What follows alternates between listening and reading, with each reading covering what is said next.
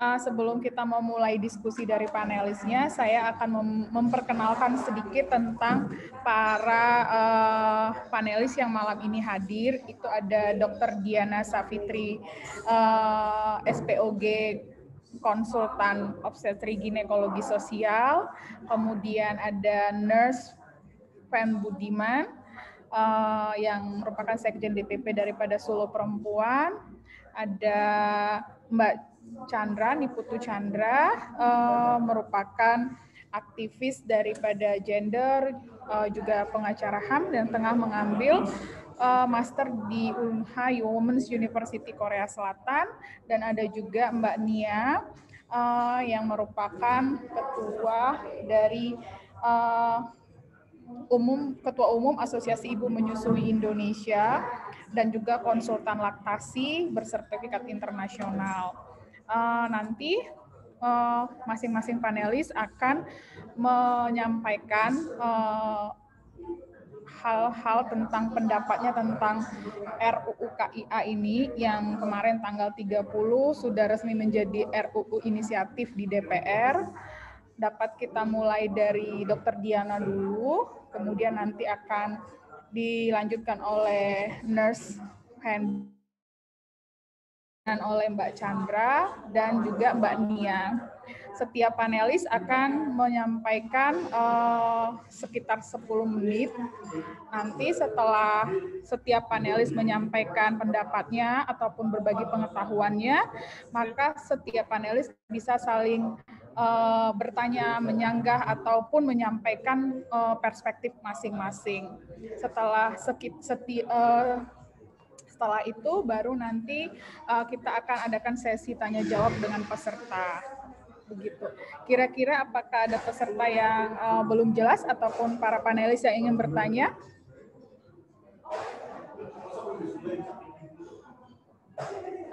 Saya rasa sudah cukup jelas ya. Sekarang terima kasih. Sekarang kita akan mendengarkan pendapat pertama dari Dr. Diana Savitri, SPOG konsultan, yang akan melihat RUU KIA ini dari sisi perspektif kesehatan ibu hamil ataupun ibu melahirkan. Waktu dan tempat sebanyak 10 menit, saya persilahkan ya, Dok. Terima kasih, Dok. Selamat malam teman-teman semua. Terima kasih udah, padahal bukan mengajak juga ya, saya mengajukan diri untuk ikutan diskusi sebenarnya. Tapi terima kasih udah ngadain diskusi ini dan ya mudah-mudahan sih teman-teman kita bisa sama-sama tukar pikiran lah ya. Saya pikir teman-teman di sini pasti punya bahan bacaan yang mungkin beda-beda dan punya berbeda-beda. Jadi I would love to hear every opinion. Kemudian kalau dari saya, karena saya praktisi sehari-hari bekerja sebagai dokter obgyn, kemudian ya pasien saya, ada yang pasiennya hamil dan melahirkan juga. Jadi RUU KIA ini tentu ada hal-hal baik yang bisa disambut baik oleh kami gitu, para dokter spesialis obgyn ataupun kita yang berfokus di KIA, kesehatan ibu dan anak. Secara keseluruhan sebenarnya kan KIA ini mengatur cukup banyak hal-hal yang sebelumnya belum diatur. Kemudian dari kami, dari obgyn yang selalu ditimpakan tanggung jawab bagaimana caranya menurunkan angka kematian ibu dengan adanya RUU KIA ini, sebetulnya menjadi dukungan bahwa ini bukan masalah obgyn doang, ini masalah semua orang. Jadi mungkin kalau saya mau menganalogikan dengan kasus COVID ya, bagaimana sebuah penyakit itu ternyata bisa ditangani oleh semua orang gitu, bukan cuma oleh dokter paru doang.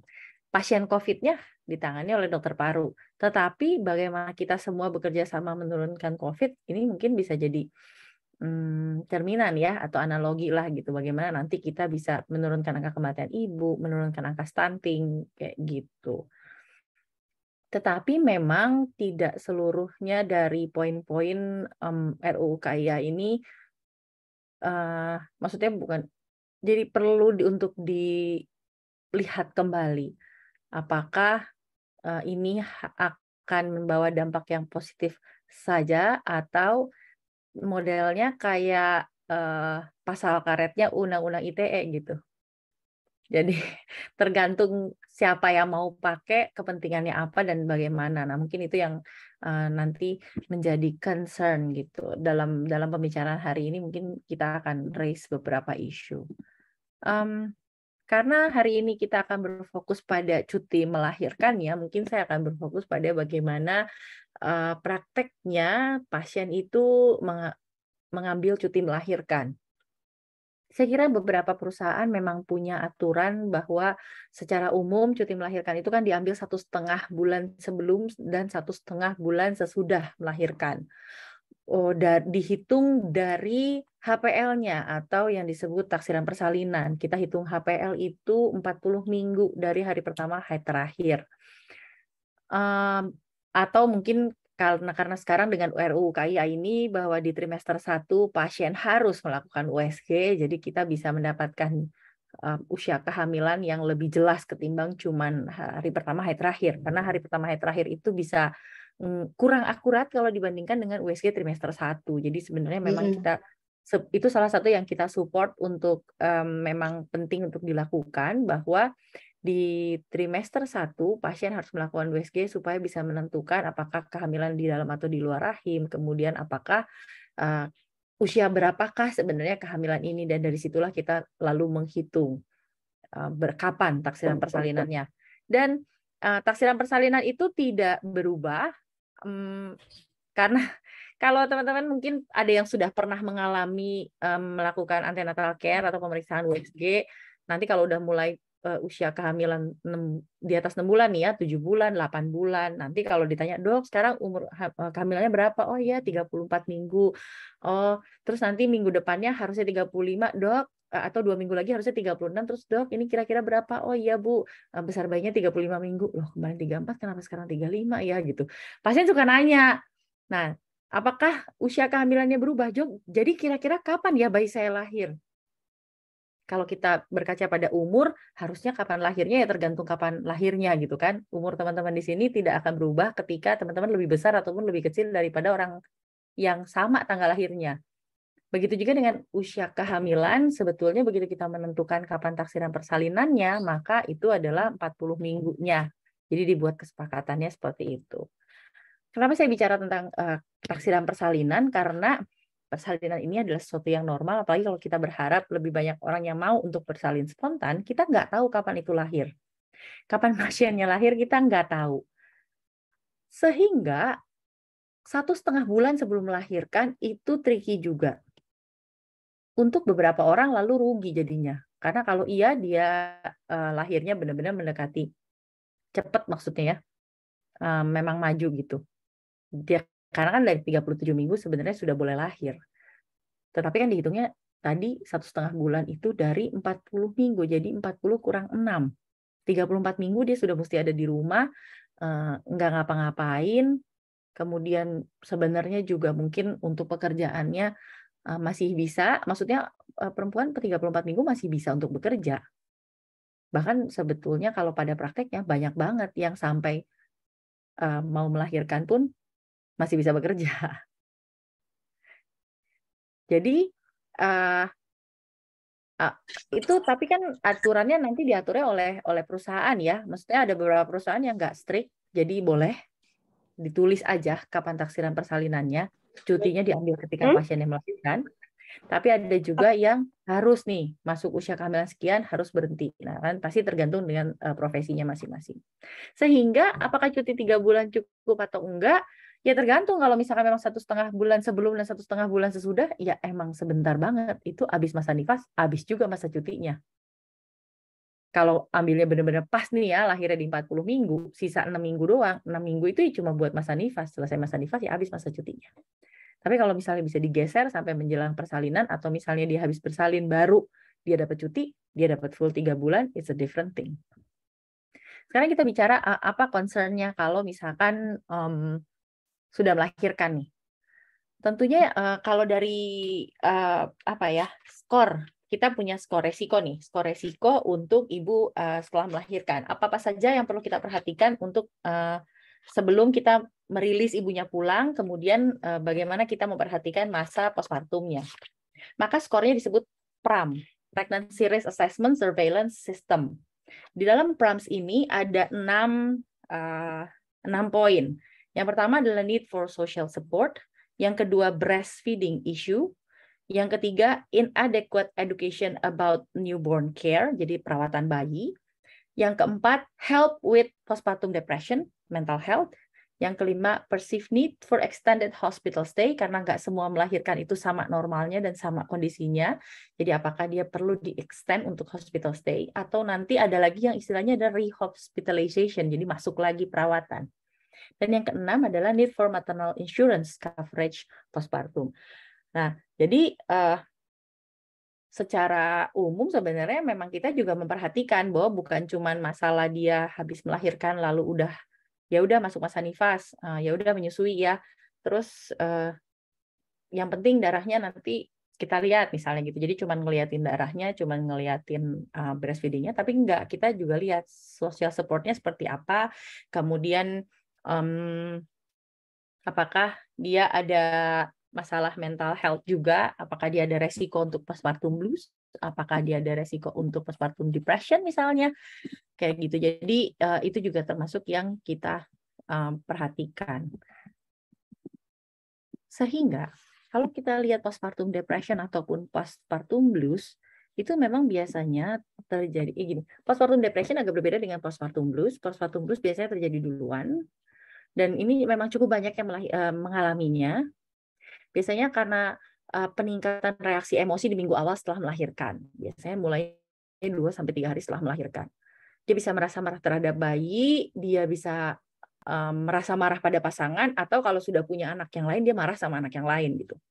Gejalanya selain itu adalah nangis terus, nggak ada sebab yang jelas, nggak bisa tidur, nggak langsung makan, ditanya mau ini mau itu, ngambil keputusan bingung gitu. Jadi memang tampak bingung. Terus secara pribadi dia mempertanyakan diri sendiri, saya mampu nggak ya untuk ngurus anak kayak gitu. Tapi postpartum blues ini biasanya akan hilang mulai dari beberapa hari sampai 1-2 minggu. Berbeda dengan depresi postpartum munculnya kemudian. Muncul kemudian biasanya setelah 1-3 minggu, bahkan bisa bertahan sampai 6 bulan atau 1 tahun setelah melahirkan. Dan memang sampai 6 bulan itu adalah yang resikonya tinggi pada orang-orang yang memang resikonya lebih besar pada orang-orang yang resiko tinggi untuk mengalami postpartum depression. Jadi memang tidak semua orang. Dia terjadi 1-2 dari 1000 kelahiran. Jadi sebenarnya nggak terlalu banyak, tapi lumayan ini ya, berdampak gitu. Biasanya perasaan sedihnya berlebihan, rasa cemas, putus asa, aktivitas sehari-hari terganggu, jadi kayak nggak bisa ngapa-ngapain. Terus kayak hilang harapan, mudah tersinggung, mudah nangis, sama juga menyalahkan diri sendiri, nafsu makan turun, berat badan turun, nggak bisa tidur, cemas, kadang-kadang sakit kepala hebat, dan ada keinginan untuk bunuh diri. Biasanya udah masuk ke postpartum depression. Diana, waktunya tinggal 1 menit lagi ya. Right. Nah, jadi kalau lihat itu, postpartum depression itu tadi nggak terlalu banyak dibandingkan dengan baby blues. Baby blues itu hanya beberapa hari sampai 1-2 minggu, akan hilang lagi. Kemudian, dan ini bisa diatasi dengan support dari pasangan. Jadi apakah harus sampai 6 bulan cuti melahirkannya? Tentu kita perlu lihat lagi. Karena sebenarnya nggak sampai 6 bulan pun kalau supportnya bagus, dan kalau misalkan juga bisa disupport untuk breastfeeding itu kan nggak cuma untuk langsung aja, memberikan ASI perah juga termasuk breastfeeding.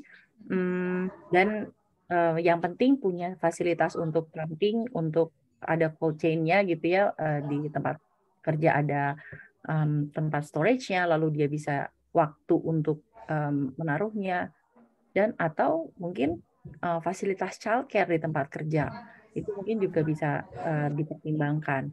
Jadi apakah kalau saya lihat naskah akademiknya memang lebih banyak membahas tentang ASI dan stunting, Tapi saya hanya mau raising bahwa ada isu lain juga dari ibu postpartum yang perlu kita perhatikan, yaitu mental health. Tetapi apakah 6 bulan ini lalu akan menjawab bagaimana kebutuhan untuk menyusui eksklusif dan juga untuk menurunkan stunting? Hanya itu jawabannya.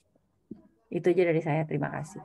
Makasih Dok Diana, sangat-sangat mulai mengangkat isu mental health Dok ya. Tapi benar itu bahkan mereka seminggu sebelum melahirkan baru cuti, karena mereka sendiri bosan di rumah. Banyak yang kayak gitu sih Dok ya. Sekarang kita lanjut ke Mbak Fen Budiman nih, gimana pandangan Mbak Fen Budiman sebagai Sekjen DPP Solo Perempuan aktif dalam isu-isu perempuan. Gimana sih cuti melahirkan 6 bulan ini dari sisi perempuannya? Kira-kira Mbak Fen Budiman berpendapat apa tentang isu dan rancangan undang-undang kesehatan ibu dan anak ini? Mbak Fen Budiman. Baik, terima kasih Dokter Rini. Ini suara saya kedengaran? Terdengar jelas. Oke, mohon maaf kalau agak sedikit bising karena saya sementara dalam perjalanan ke luar kota. Oke. Kalau dari saya pendapatnya memang kita cukup mengapresiasi ya apa yang kemudian DPR RI galakan ini soal RUU kesejahteraan ibu dan anak. Tapi pertama-tama yang harus kita lihat adalah bagaimana ini ada unsur progresivitas yang terdapat dalam undang-undang ini, bahwa ketika perempuan diberikan cuti 6 bulan, itu kemudian kita melihat bahwa draftnya juga ada cuti untuk ayah selama 40 hari. Artinya kita melihat bahwa ini sesuatu yang cukup balance, berimbang, karena selama ini cuti ayah yang cuma 2 hari awalnya, itu kemudian dinaikkan menjadi 40 hari. Memang bukan cuma Indonesia yang kemudian terlibat dalam bagaimana mengakomodir kepentingan kesejahteraan ibu dan anak ini dalam bentuk undang-undang. Sudah banyak negara-negara yang cukup progresif mengangkat isu ini, dan justru mereka lebih banyak waktunya untuk perempuan-perempuan bisa mendapat cuti melahirkan. Nah, pertanyaannya adalah bagaimana nanti implementasi dan penerapan cuti melahirkan ini. Karena ketika nanti perempuan mendapatkan cuti melahirkan dan kemudian laki-laki juga mendapat cuti saat perempuan itu melahirkan untuk mendampingi, apakah negara nanti atau perusahaan-perusahaan terkait akan kemudian menerapkan ini dalam bentuk yang praksis?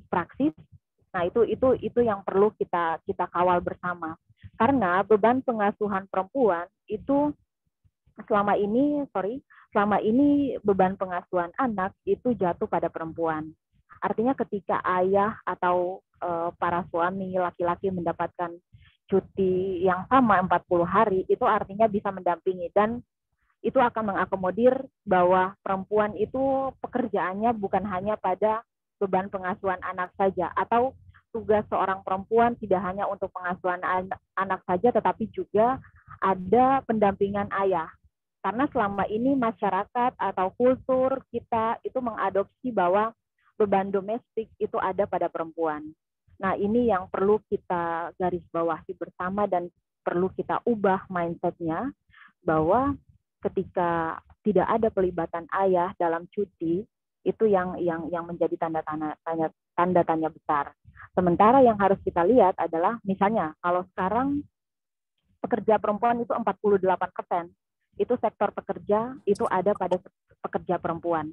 Nah, ketika ini mereka kemudian mendapat RUU seperti ini, nanti seperti apa tanggapan perusahaan-perusahaan terkait? Kita akan melihat bahwa nanti ada kemungkinan peluang bahwa mungkin satu sisi kita akan melihat bahwa ini akan berdampak pada produktivitas perempuan pekerja pasca dia cuti.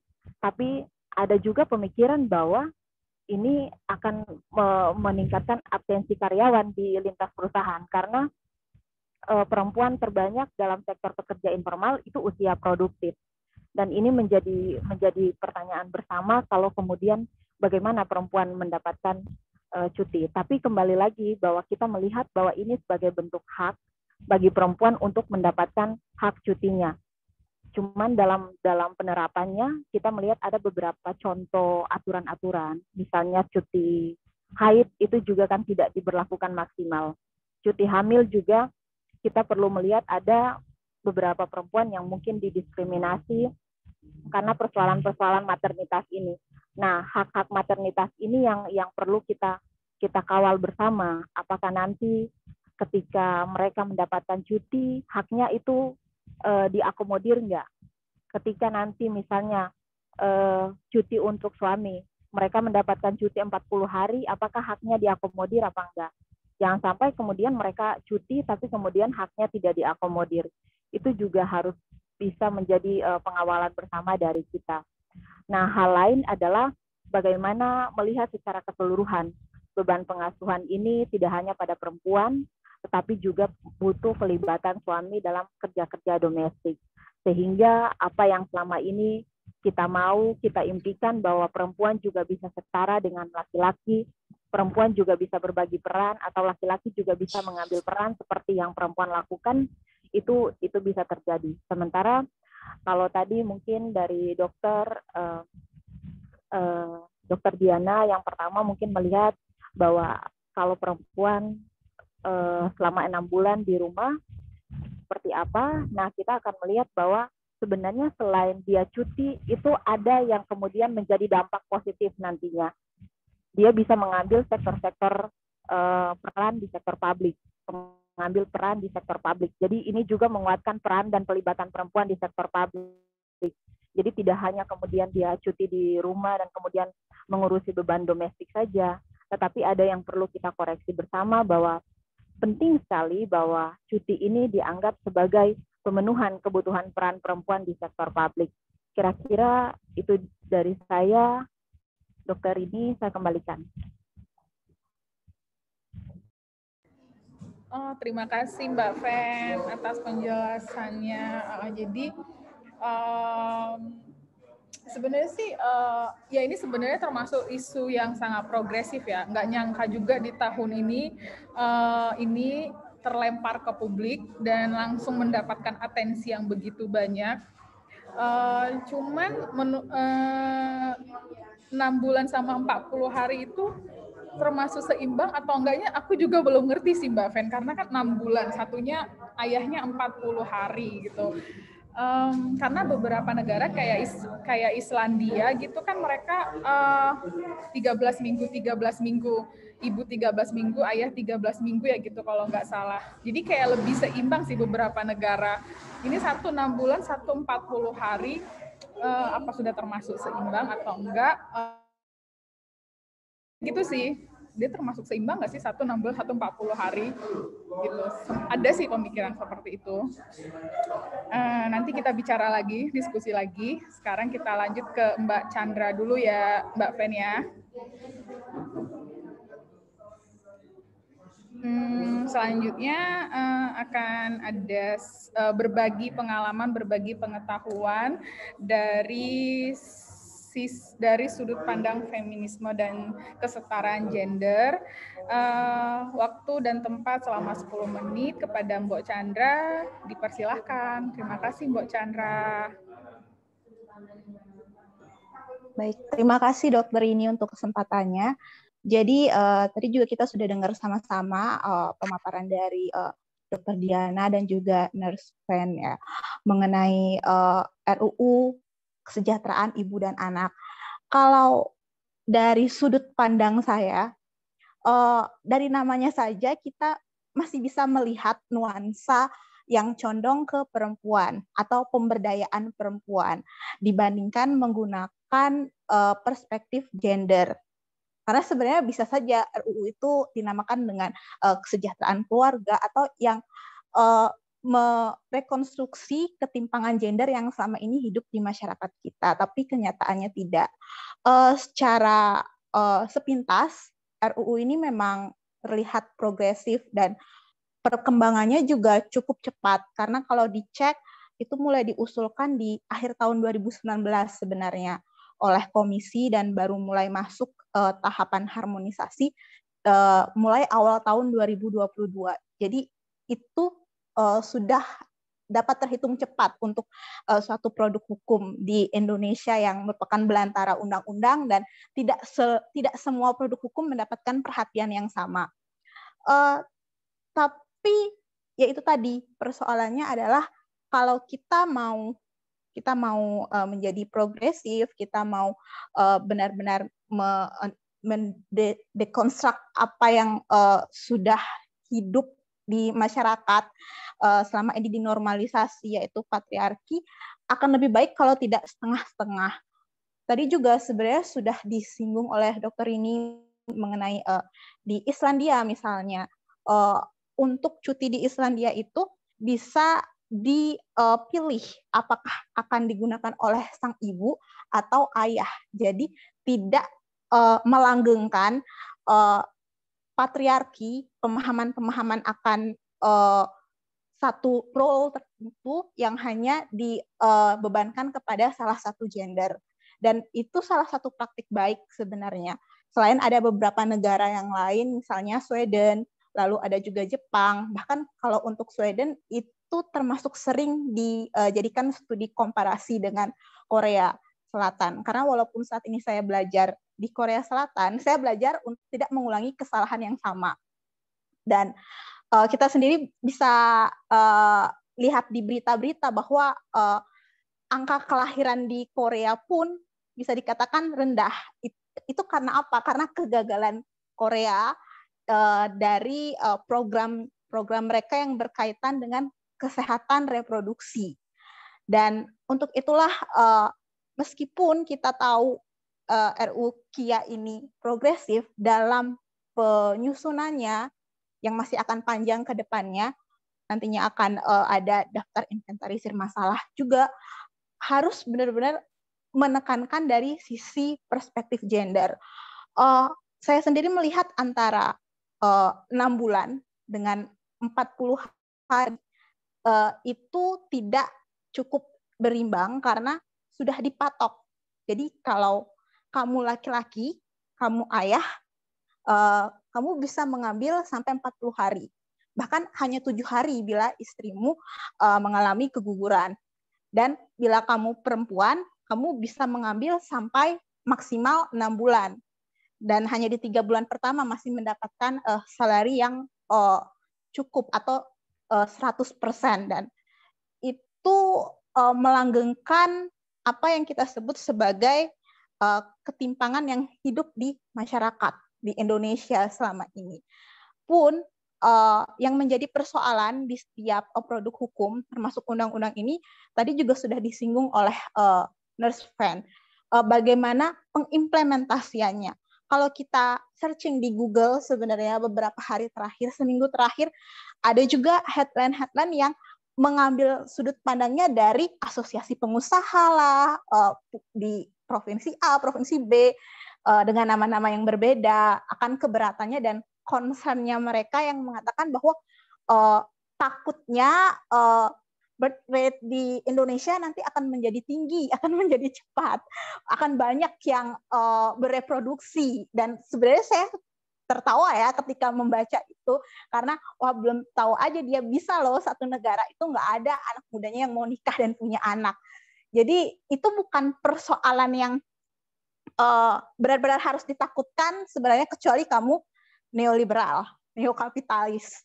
Dan sebenarnya persoalan di pengimplementasiannya kan adalah itu, karena negara kita tidak punya cukup daya tawar terhadap korporasi, dan pada saat-saat tertentu malah berselingkuh sama korporasi demi kepentingan dan memberi karpet merah untuk korporasi itu sendiri dengan alasan untuk meningkatkan growth, pertumbuhan perekonomian. Dan ini yang harusnya dibahas lebih lanjut atau dikawal oleh masyarakat sipil. Dan saya juga ingin mengajak melihatnya lebih holistik ya. tentang salah satu permasalahan di ketenaga kerjaan perempuan. Ini hanya salah satu saja sebenarnya. Ketika saya masih di Bali sebelum berangkat ke sini, beberapa kali saya mendapatkan klien yang datang ke LBH Bali. Saat itu saya masih di LBH Bali, dan kasus mereka adalah ketika mereka sebagai pekerja perempuan mengalami keguguran, mereka diberhentikan begitu saja, di layoff oleh perusahaannya dengan alasan yang mengada-ngada, dan itu bukan hanya terjadi 1 atau 2 kali. Makanya ketika kita cek lagi ke Catahu Komnas Perempuan, mungkin di Catahu 2020-2021, mereka menyebutkan ada beberapa jumlah. Saya yakin itu hanya seperti fenomena gunung es.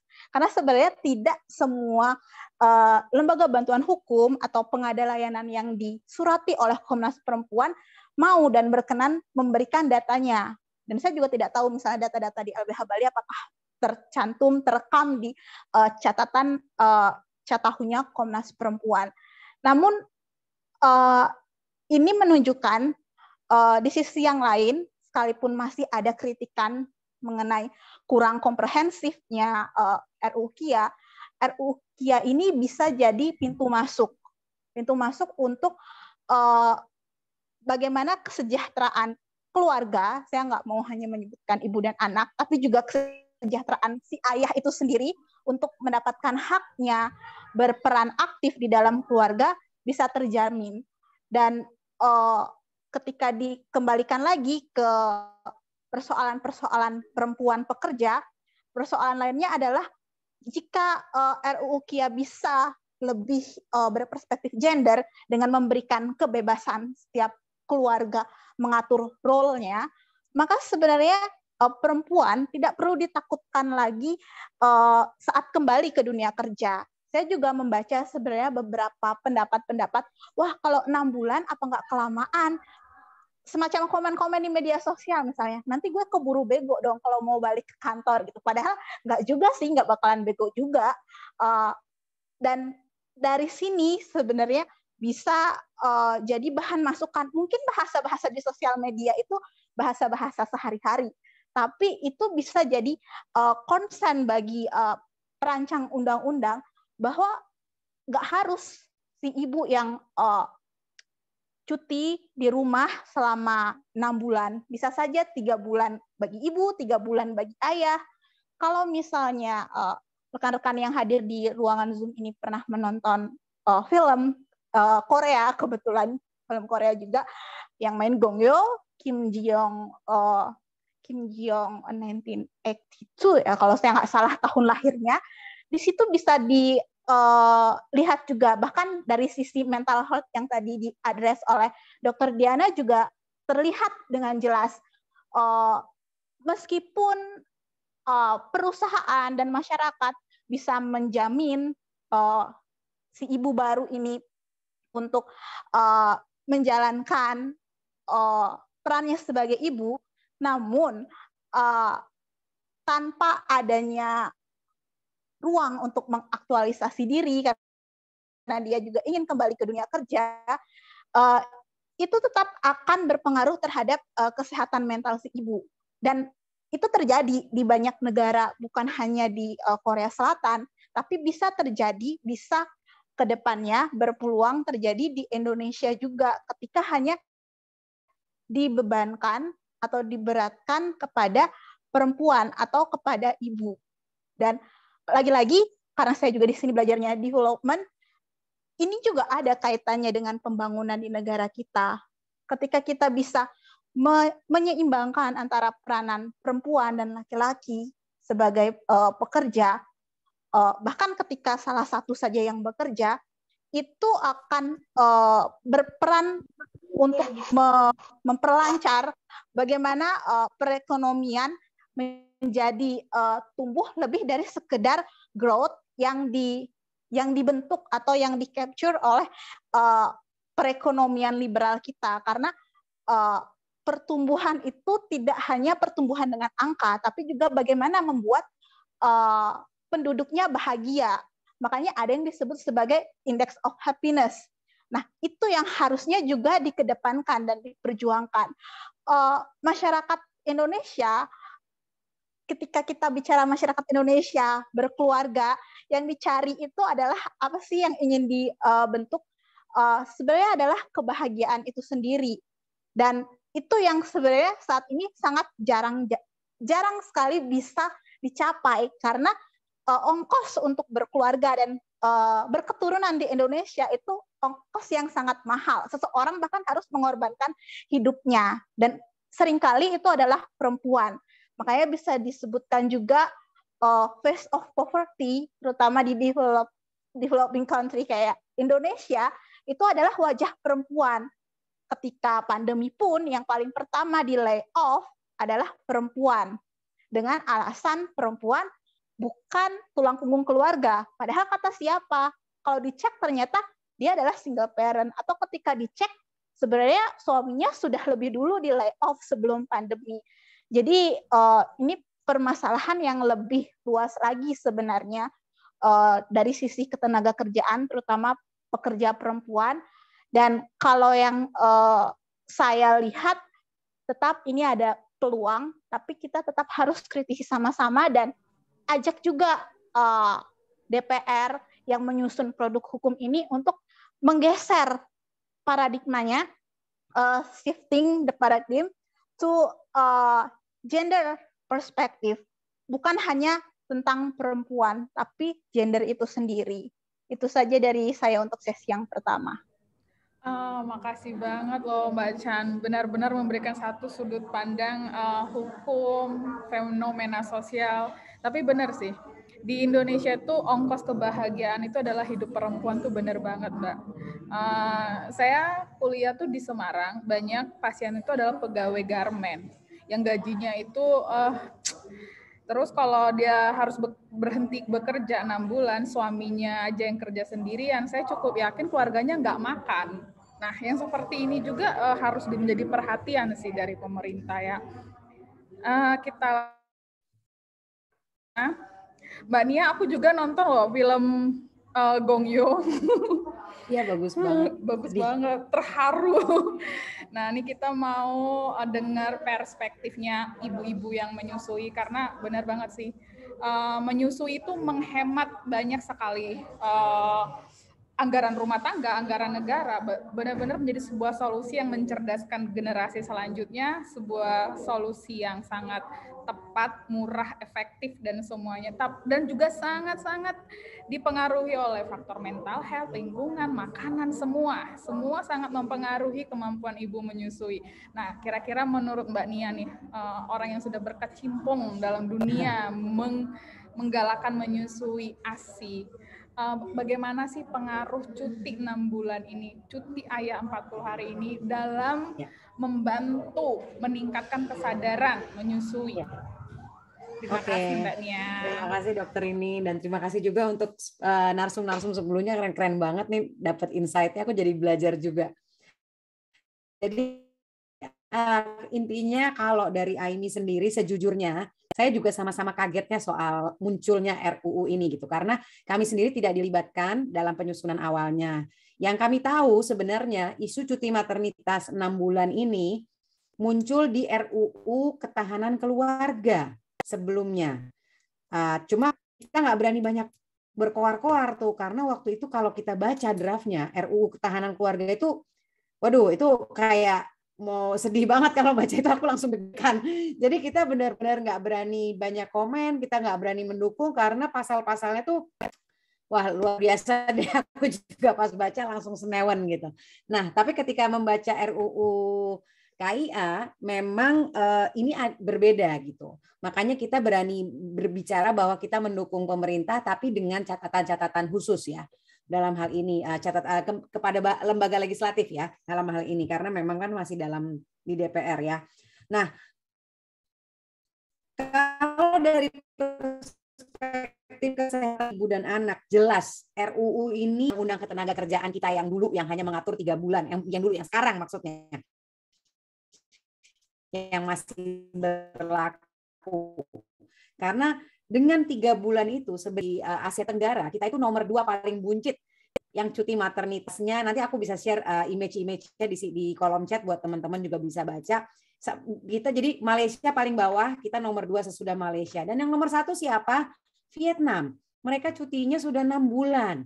Dan Vietnam itu benar-benar salah satu, ada yang bilang ada the dragon of Southeast Asia atau apa gitu ya istilahnya. Karena perkembangan ekonominya luar biasa masif.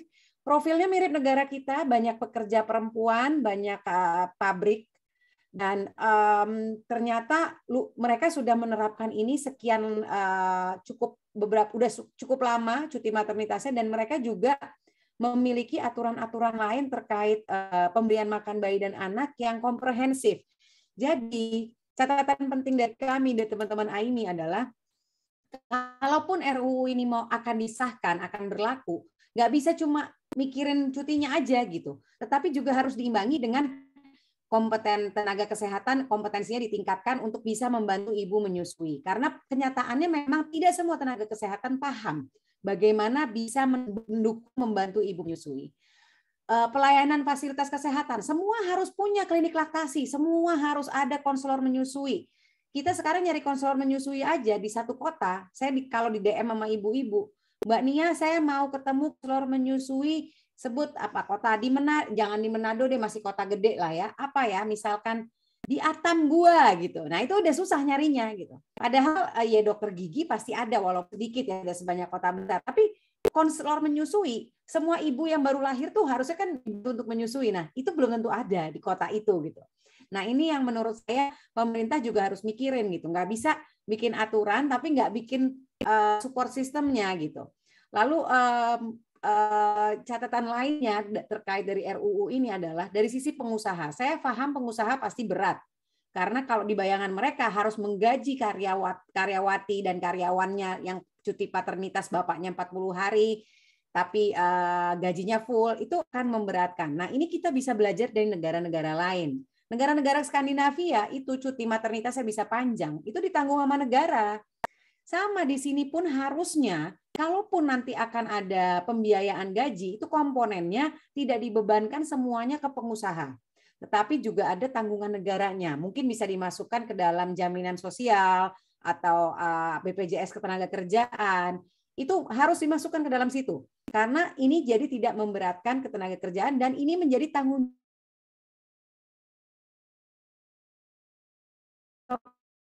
ya, hutangnya negara memastikan anak-anak ini supaya tidak stunting, itu tuh tanggung jawab negara gitu. Jadi kita minta negara untuk mempertanggungjawabkan ini. Jadi jangan asal bikin aja nih peraturan biar populer, biar seneng orang-orang mau pemilu nih dibikin yang nanti pasti pada happy gitu. Tapi ternyata nantinya, sorry ini putus-putus. Halo? Halo? Saya kayaknya freeze. Tapi suaranya masih terdengar, Kak. Oke, masih terdengar ya. Karena di gambarnya freeze yang lain. Oke, jadi saya khawatirnya ini menjelang pemilu muncul nih kayak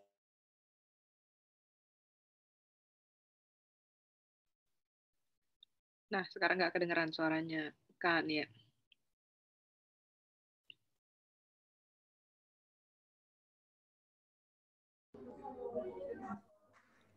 Kak Nia mungkin boleh. Ini terbukti Halo, internet yang paling kencang itu yang ada di Korea ini. Iya. Karena punya saya Nia juga mungkin putus-putus boleh ini. tutup video kali, supaya sinyalnya nggak terlalu berat mungkin ya. Oke Mbak Nia, masih ada 5 menit lagi Mbak Nia. Hampir 5 menit.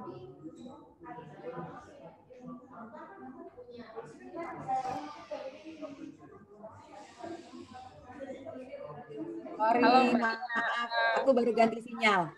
Oke. Ada 5 menit lagi Mbak. Ya, siap. Jadi tadi aku sampai di mana? Sampai ada udang di balik batu, udah kedengeran belum? 2024 ya. Jadi kok kayak agak-agak mengagetkan gitu. Benar. Senang sih dengar ada ini walaupun dengan catatan-catatan tadi. Tapi sebagai tambahan juga, kalau menurutku secara studi ilmiahnya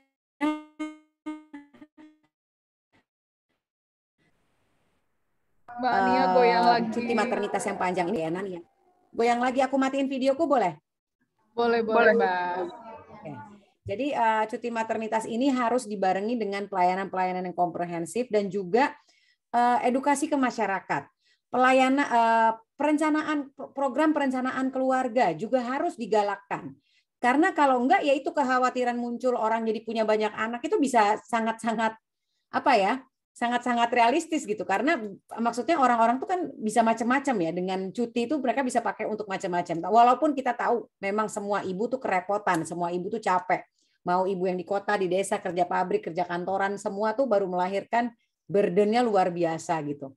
Jadi menurut saya ini pemerintah kalau mau mengeluarkan ini harapannya memang ada juga program-program yang mendukung yang lainnya, yang sinergis, termasuk juga mengatur pemasaran produk pengganti ASI. Karena ini sangat berpengaruh juga dalam proses pemberian ASI buat proses menyusui ibu dan anak. Ini yang terjadi di Vietnam sih, karena kalau kita belajar dari Vietnam, dia aturannya luar biasa komprehensif dan sangat menarik. Sampai dia rumah sakit sayang bayinya itu semua berjalan dengan baik. Program 10 langkah menuju keberhasilan menyusui dijalankan di banyak rumah sakit pemerintah. Kayak gini-gininya tuh kita belum siap gitu. Jadi lalu kayak susu formula, penjualannya, pemasarannya itu tuh benar-benar diawasi dengan ketat. Jadi saya rasa PR-nya banyak kalau ini RUU ini mau disahkan. Lalu secara ekonomi, sebenarnya kita punya salah satu dosen di Unpad di ekonomi pembangunan, namanya Dr. Adiatma. Beliau menuliskan tentang ini udah lama, sebenarnya 3-4 tahun yang lalu. Dia menunjukkan bahwa dengan memberikan cuti maternitas yang layak, maka harapannya biaya ekonomi kesehatan negara tuh banyak bisa berkurang.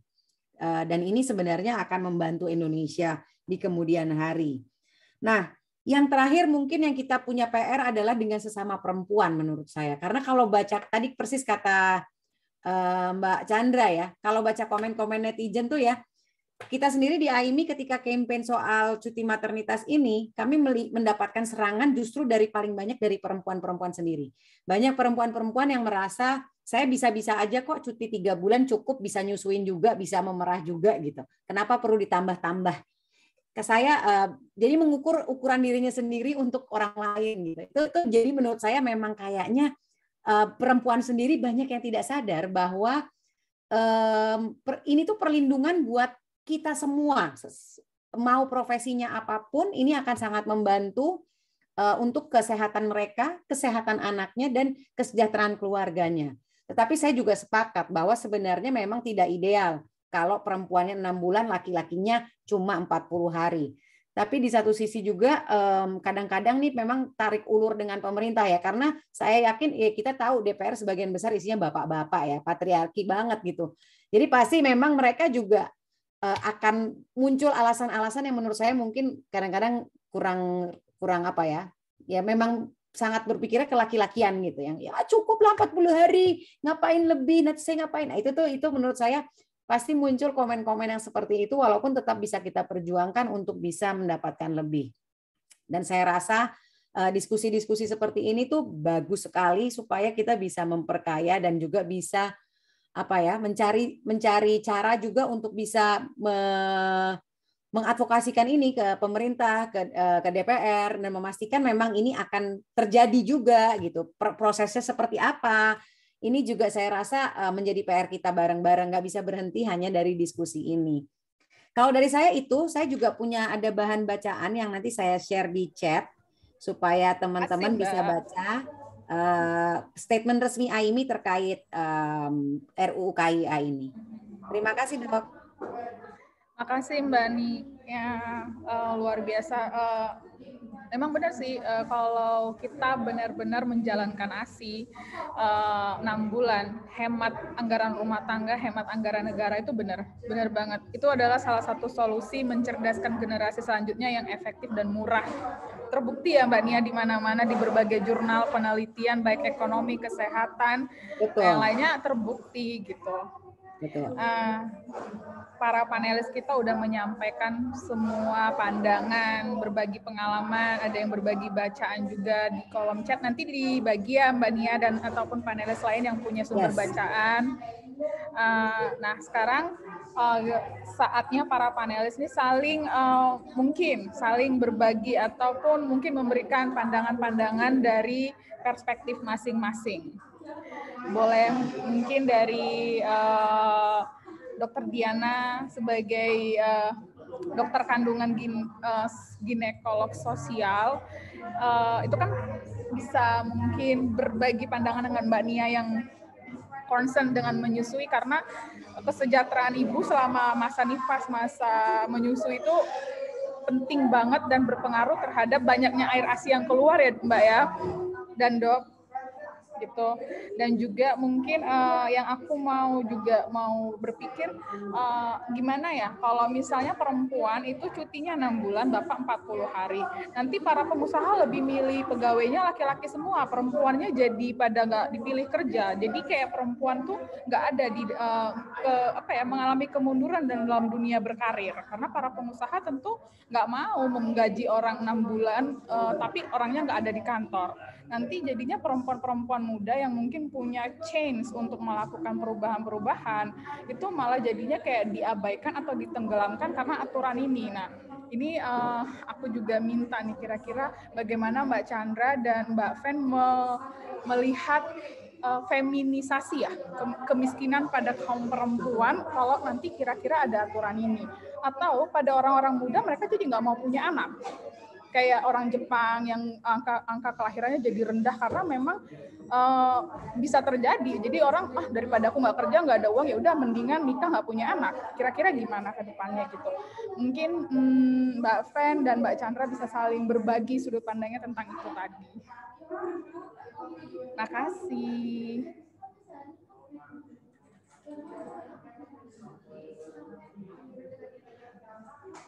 Aku bisa mulai.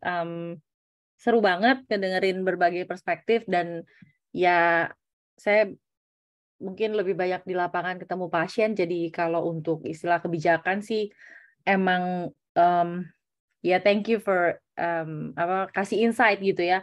Tapi saya setuju sama Mbak Chandra tadi bahwa ini sebaiknya jangan dibilang masalah ibu dan anak, tapi keluarga. Karena kalau baca naskah akademiknya memang yang disebut ibu, anak, bapaknya mana gitu kan. Padahal ibu butuh bapak juga buat bikin anak gitu kan.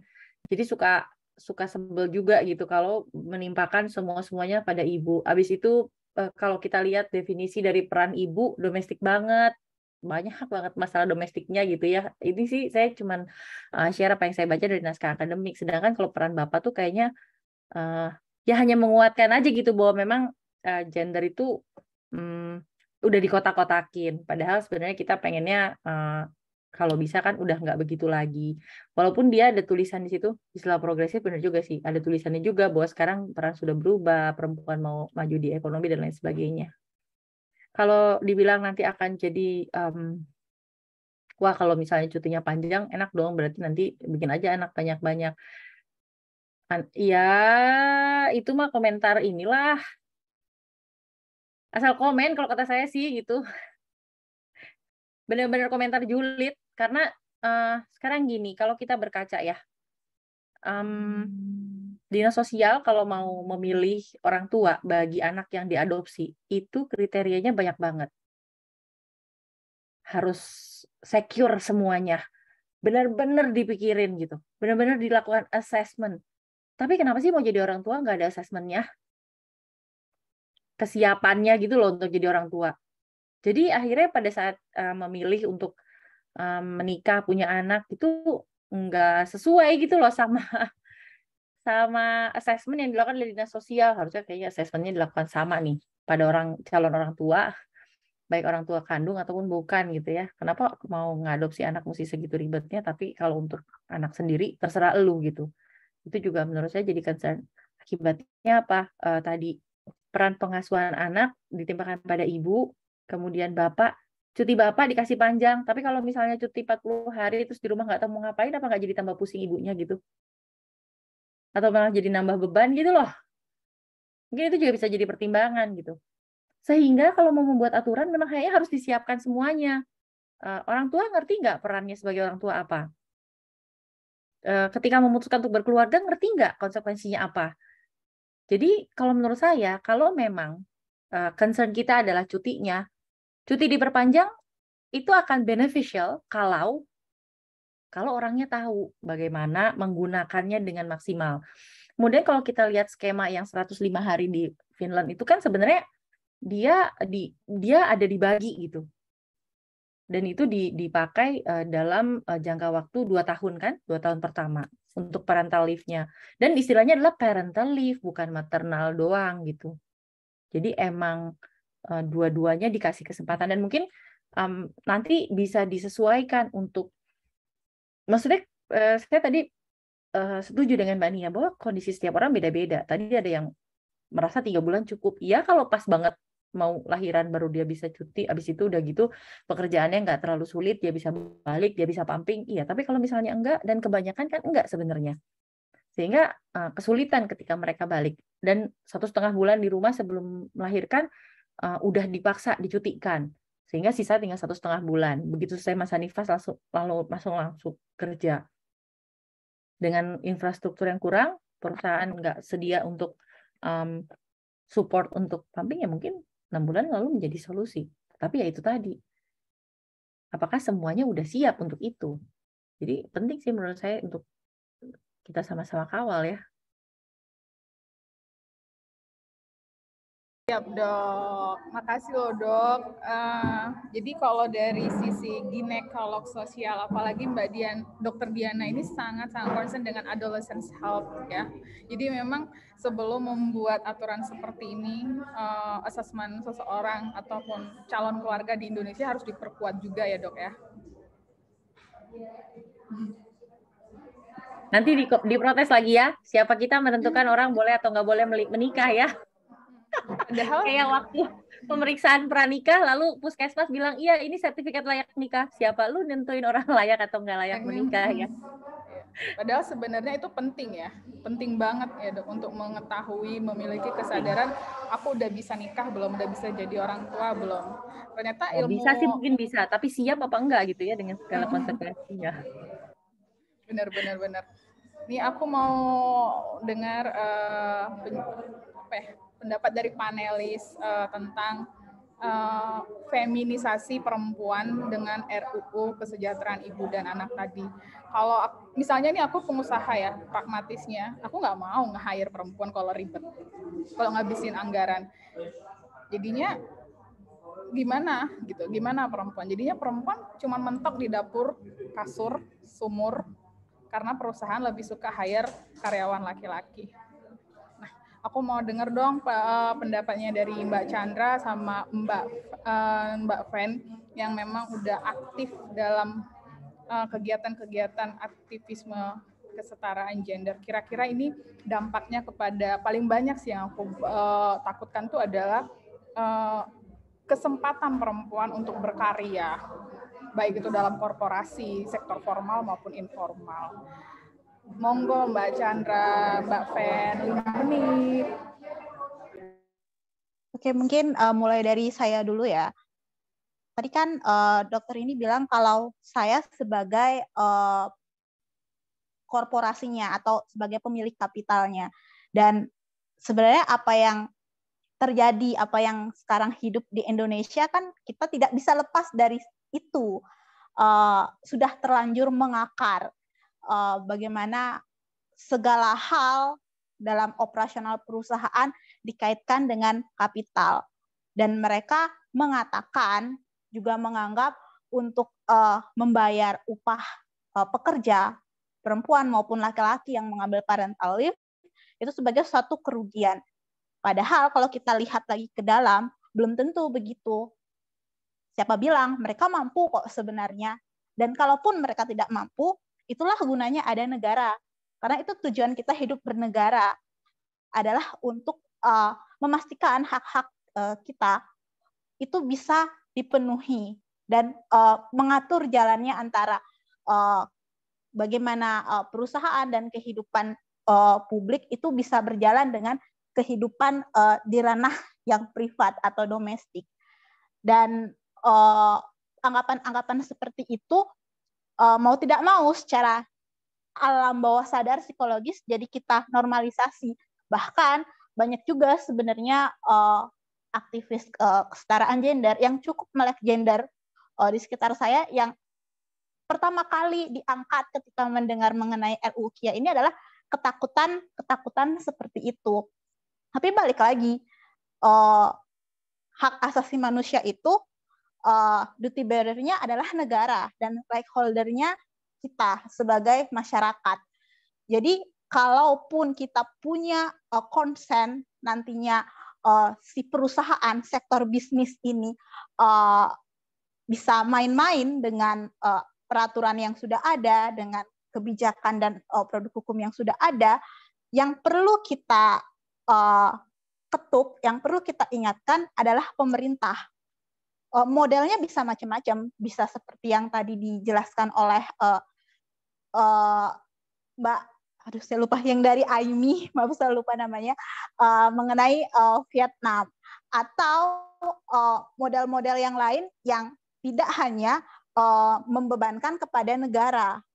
Karena kalau perusahaannya perusahaan besar, mereka pasti punya kapital untuk mendukung bagian-bagian dari kehidupan karyawan yang ada di perusahaannya.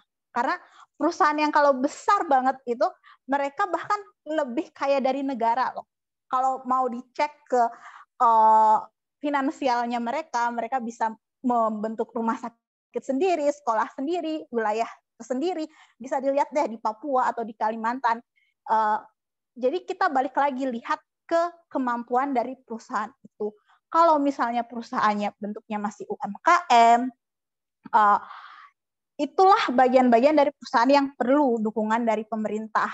Tapi yang ada sekarang kan praktik-praktik baik justru dijalankannya oleh UMKM ya, oleh usaha-usaha sektor-sektor usaha sosial, dan perusahaan-perusahaan yang besar bagian dari oligark itu justru kebalikannya. Kalaupun mereka punya kapital baik secara sosial maupun keuangan, ya mereka akan peruntukan untuk kesepakatan bawah meja dengan orang-orang yang ada di Senayan. Saya nggak nyebut salah satu lembaga misalnya. Jadi yang perlu kita ingat adalah yang paling utama untuk diingatkan mengenai permasalahan hak asasi manusia, karena persoalan cuti 6 bulan ini adalah bagian dari hak asasi manusia, baik itu hak perempuan, hak pekerja, adalah negara. Dan untuk itu sebenarnya pentingnya campaign dan mengawal proses ini untuk beberapa tahun ke depan. Kalau saya sendiri secara ideal tidak menginginkan ini benar-benar jadi RUU kilat yang hanya untuk atas nama politik praktis tahun 2024 lalu tiba-tiba sudah sah aja. Walaupun beberapa teman saya yang saat ini lagi mengandung, mereka mengharapkan itu karena mereka ingin bisa menikmati itu dengan segera. Tapi kalau menjadi transaksional untuk politik praktis tanpa benar-benar di naskah akademiknya, di perjalanannya nanti memasukkan unsur atau perspektif gender, itu akan bahaya. Benar-benar bahaya seperti apa yang terjadi di sini. Karena di sini pun, saya maksud di Korea Selatan, negara cukup loyal untuk saat ini ketika tidak ada yang mau menjadi ibu atau menikah secara legal ya. Mungkin kalau tinggal bersama itu banyak sebenarnya. Negara baik dari pemerintah di tingkatan nasional, di lokal, memberikan jaminan yang sangat-sangat tinggi, sangat-sangat besar. Bisa dikatakan 2 kali gaji, dan itu akan lebih tinggi berkali-kali lipat ketika kamu tinggal di countryside, bukan di kota besar. Karena bahkan saat ini di pinggiran Seoul, di luar Seoul saya maksud, itu jumlah penduduk mudanya sudah mulai berkurang. Yang ada hanya lansia. Jadi mereka memerlukan dong kelahiran-kelahiran yang baru. Tapi perspektifnya salah. Perspektifnya adalah dengan menyebut perempuan yang mau menjadi ibu, yang mau melahirkan itu sebagai national hero. Dan karena itu tidak bisa dikatakan berhasil kampanye itu. dari sisi yang lain juga yang paling penting sebenarnya edukasi.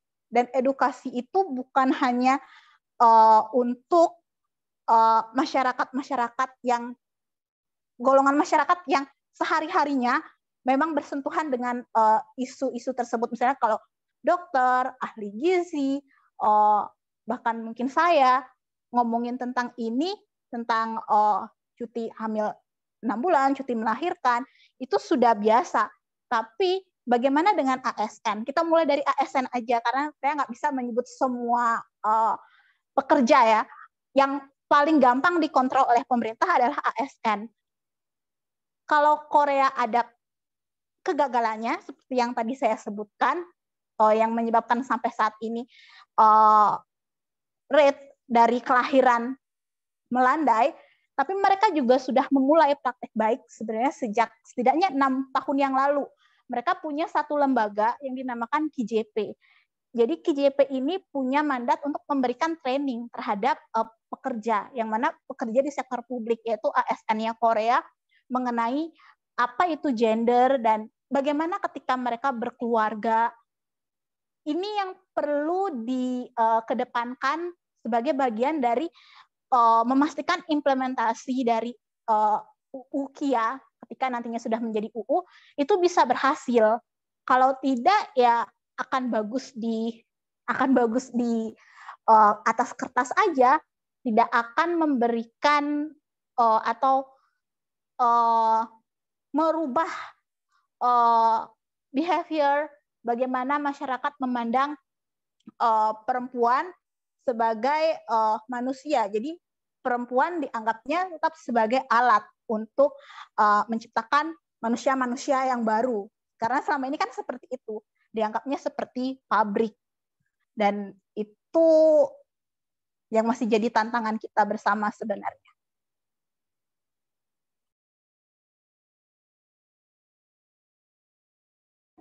Makasih Mbak Chan. Jadi sebenarnya hampir mirip ya dengan pandangannya Dr. Diana yang sebagai praktisi objin sosial yang berpikir bahwa sebelum kita memikirkan tentang cuti 6 bulan ini, sebenarnya asesmen kesiapan seseorang untuk menjadi orang tua itu harus digalakkan, harus diperkuat terlebih dahulu. Nah, kalau Mbak Chandra melihat bahwa harus perlu ada penggalakan pengetahuan tentang kesetaraan supaya undang-undang ini tidak hanya sebagai pemanis menjelang 2024 yang nanti kedepannya menjadi masalah baru lagi.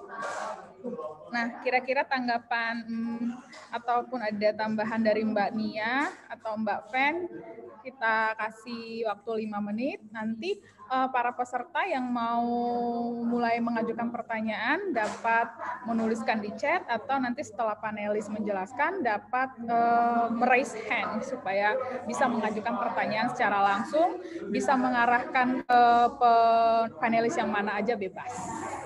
Makasih Mbak Fen atau Mbak Nia, monggo. Ya. Makasih dokter, ini mungkin saya agak sedikit punya tambahan terkait bagaimana ketika menjadi korporasi dan ketika mereka mempertanyakan bahwa perempuan itu gimana nih kalau mereka nanti dapat cuti terus nantinya udah nggak produktif. Jadi menurut saya bahwa di situasi negara kita yang sangat neoliberal, itu memang pekerja perempuan cenderung dieksploitasi. Jadi ada pandangan-pandangan bahwa perempuan kalau nanti mereka tidak lagi bekerja itu akan mendapatkan kerugian besar terhadap perusahaan. Tetapi sebenarnya yang tadi yang disebutkan Mbak dari aku lupa juga Mbak yang sebelumnya. Mbak Chandra menyebutkan bahwa itu sebenarnya tugas atau kewajiban dari perusahaan sendiri. Bahwa itu juga ketakutan dari perusahaan karena memang secara kita melihat kondisi bahwa industri yang dikelola oleh perusahaan-perusahaan ini berwatak kapitalis.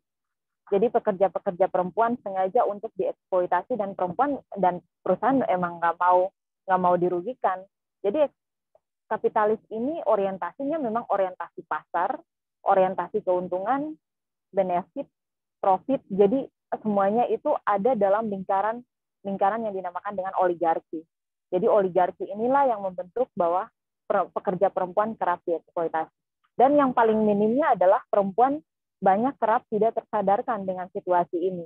Jadi kenapa kemudian jangan heran lagi kalau kemudian ada netizen yang komen, lah saya perempuan cukup dengan 3 bulan lah, kalau 6 bulan kelamaan gitu. Padahal sebenarnya itu haknya yang harus diterima. Sementara kalau memang cuti ayah 40 hari, memang saya setuju kalau itu memang tidak ideal. Tapi ada progresivitas yang didapatkan dari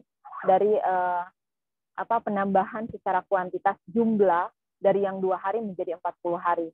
Kita tahu bahwa negara Indonesia itu sulit sekali menerapkan aturan-aturan seperti ini. Jadi ketika ada aturan seperti ini, saya merasa memang patut didukung.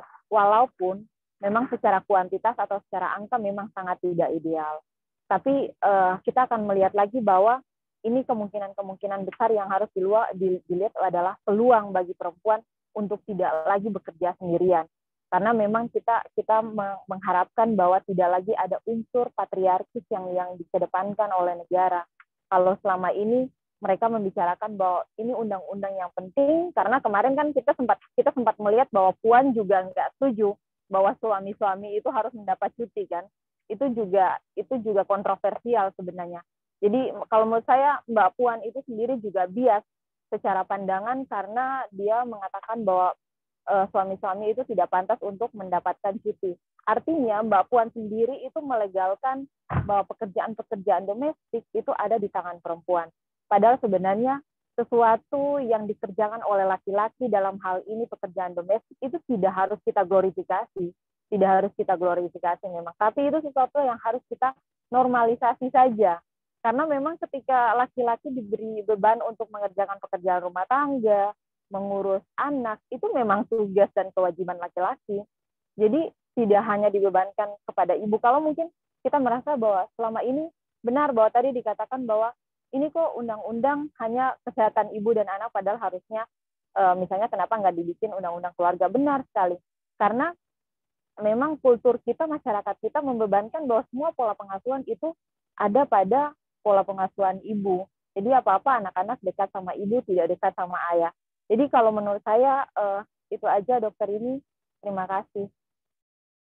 Terima kasih Mbak Fen. Iya sih, tadi aku sempat baca di rancangan undang-undang itu yang pasal 10 ayat 3 bahwa ibu menjamin kesehatan kehamilan, kesejahteraan anak, menyayangi anak dengan kasih sayang. Jika ibu tidak bisa atau ada indikasi medis, maka tugas tersebut menjadi tugas ayah. Pasal 10 ayat 3 ya. Aku kayak merasa itu tugas memberi kasih sayang itu adalah tugas ayah juga, bukan cuma tugas ibu. Saya juga butuh kasih sayang ayah gitu. Monggo Mbak Nia 5 menit untuk menambahkan ataupun memberikan tanggapan pendapat dari panelis lain kepada peserta yang mau mengajukan pertanyaan dapat menulis atau nanti raise hand setelah Mbak Nia ya. Oke. Dari saya sih perspektif dari para narasumber lainnya juga saya sepakat ya, karena memang banyak sekali isu yang menjadi concern soal adanya RUU ini gitu. Tetapi yang mungkin kita juga perlu sadari bahwa kalau kita belajar dari pengalaman negara-negara lain yang berhasil menerapkan ini, memang sepertinya kalau membebankan semua ke pengusaha, saya rasa penolakannya akan sangat-sangat luar biasa. Karena tadi kan seperti katanya Mbak Chandra juga ya, negara kita itu negara yang nggak punya daya tawar, karena daya tawarnya itu sama pengusaha gitu. Sama ini urusan menyusui juga gitu. Aturan-aturan pemasaran produk pengganti ASI termasuk formula itu benar-benar ya industri bisa main belakang banget, bikin aturan apa tentang PP apa gitu. Kita diajak di depan, nanti di ujung-ujung di akhir kita udah nggak diajak, yang diajak industri duduk makan siang bareng. Jadi itu kenyataan pahit. Nah di RUU ini mungkin banget bisa jadi nggak punya taring dengan di sisi pengusaha, apalagi kalau pengusaha disuruh menanggung semua biaya dari penggajian upah dari pekerja-pekerja yang mendapatkan cuti, baik cuti maternitas maupun cuti paternitasnya. Nah, jadi menurut saya solusinya adalah win-win solutionnya adalah sebenarnya memberikan tanggung jawabnya juga ke pemerintah gitu. Jadi jangan mereka bikin aturan tapi juga mereka nggak lepas tangan, nggak mau mikirin gitu dananya dari mana, anggarannya dari mana. Dan kayak saya belajarnya, kalau saya belajarnya dari Vietnam, dan ada artikel yang saya share juga jurnal dari dari Bapak Adiatma, dosen yang dari Unpad tadi. Di situ dijelaskan juga bahwa komponen ditanggung oleh negara itu visible sebenarnya. Jadi sebenarnya ini bisa menjadi solusi yang bisa ditawarkan gitu, supaya tidak ada penolakan yang luar biasa, karena khawatirnya pengusaha-pengusaha itu juga menggerakkan karyawannya dalam tanda kutip memprotes juga gitu, untuk seakan-akan kalau lu nggak ikutan protes, lu pekerjaan lu ntar gue hilangkan, lu gue ganti. Nah itu tuh juga menurut saya kita juga mesti hati-hati gitu, karena menurutku bukan itu sangat mungkin dilakukan gitu.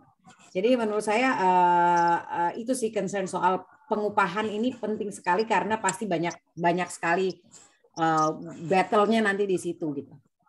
Terima kasih. Terima kasih Mbak Nia. Terima kasih kepada para panelis yang sudah menambahkan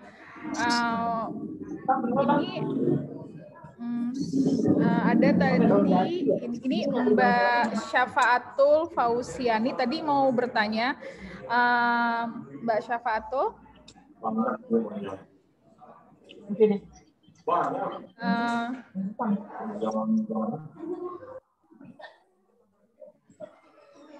Mbak Syafaatul,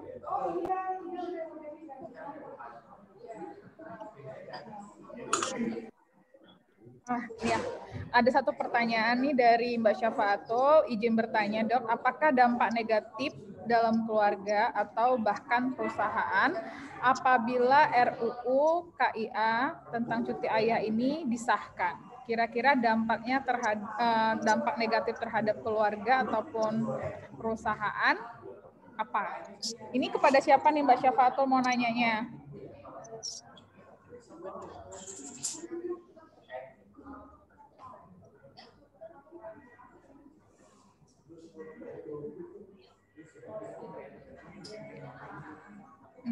Saya kasih pertanyaan ini ke kalau izin dampak negatif terhadap keluarga. Ini kayaknya bagiannya ya Mbak Syafaatul.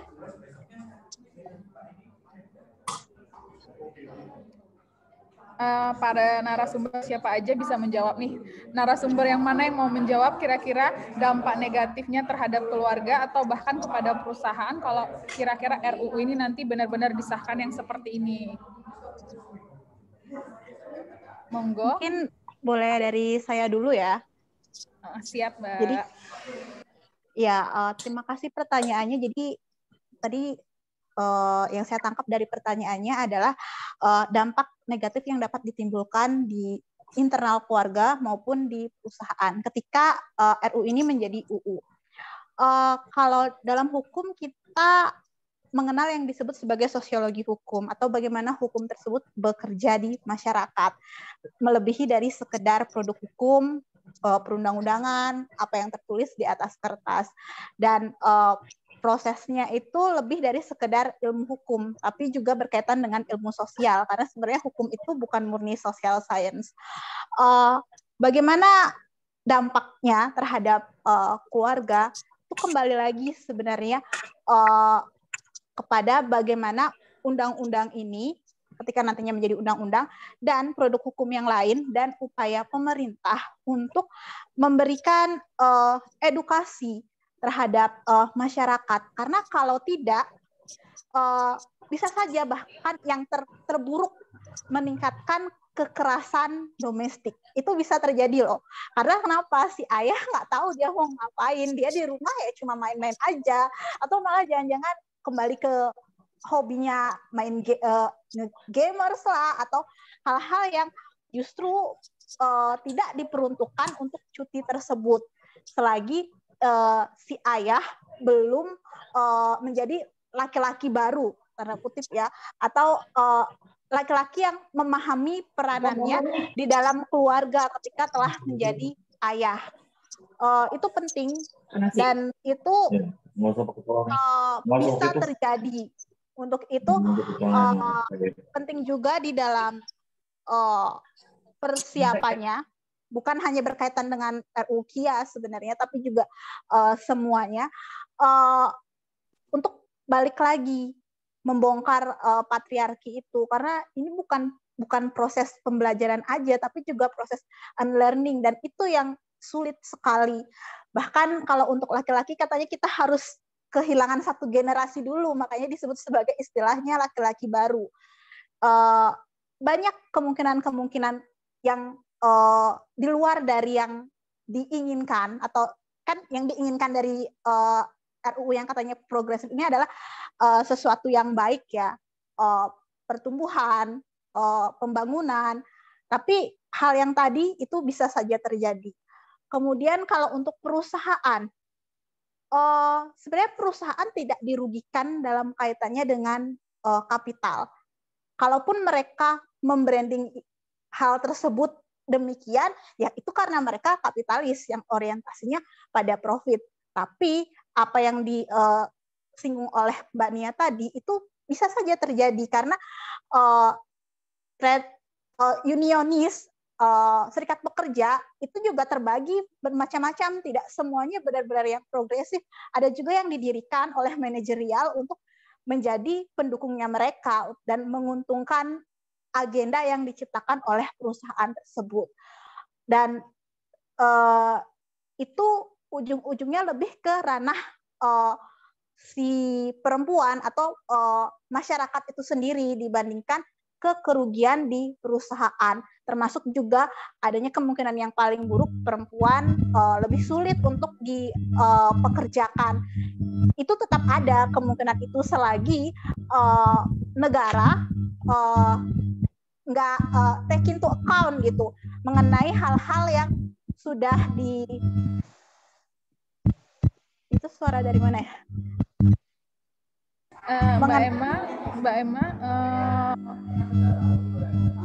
tolong di mute dulu. Oke. Udah Mbak Chan. Ya, jadi bukan kerugian perusahaan dalam artian kerugian dalam basis angka ya, tapi kerugiannya lebih ke kerugian yang dialami oleh pekerja di perusahaan itu. Dan sebenarnya tanpa ada pekerja nggak akan ada perusahaan. Jadi itu bisa terjadi. Itu aja jawaban dari saya.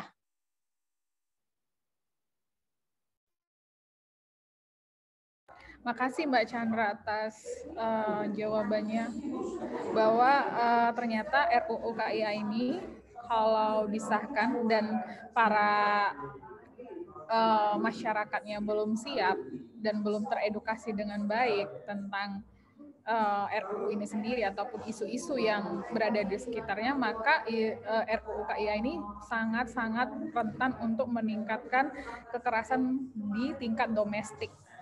Bener banget sih. Kadang-kadang kalau dipikir kalau ayahnya disuruh 40 hari di rumah, ibunya 6 bulan di rumah, mereka berdua nggak tahu mau ngapain, pengetahuan terhadap menjaga anak, komunikasi, itu akan meningkatkan kerentanan mereka saling bete-betean, berantem, dan justru menambah masalah baru, masalah mental baru. Bener Mbak, bener. Itu adalah isu yang paling praktikal di dalam kehidupan sehari-hari orang-orang Indonesia dalam berumah tangga. Kira-kira dari Dr. Diana, Nurse Fan, atau Mbak Nia ada mau menambahkan untuk pertanyaan ini? Ya, kalau aku sih mikirnya ya seperti tadi aku sampaikan ya, bahwa ini memang harus ada dulu pengetahuan ayah itu di rumah mau ngapain gitu. Karena ya kalau enggak di rumah dia malah jadi beban istri juga kan. Orang di dalam naskah akademiknya juga tugas suami adalah membantu istri mengurus pekerjaan rumah tangga. Padahal suami bukan pembantu juga gitu ya. Kenapa nggak dilakukan aja bersama? Kenapa istilahnya harus membantu istri gitu ya? Dan bacanya. Iya, menarik sih karena walaupun ini kesannya supporting women, tapi kok naskahnya banyaknya juga Iya, agak belum patriarki banget ya. masih ada lah gitu ininya, atau mungkin kita perlu lebih banyak evidence soal kesetaraan sehingga kalau mau mengutip kayak tugas suami, tugas istri, mungkin kutipannya bisa lebih progresif juga, seprogresif harapan dari naskahnya gitu. Jadi jangan sampai hasilnya doang yang diharapkan progresif, tapi background-nya enggak juga gitu. Itu sih. Aku mau nanya nih ke Mbak Chandra. Mbak ini nih yang bikin undang-undang, yang bikin naskah akademiknya ini siapa sih? Sebenarnya kalau ada seperti ini tuh siapa sih yang bikin?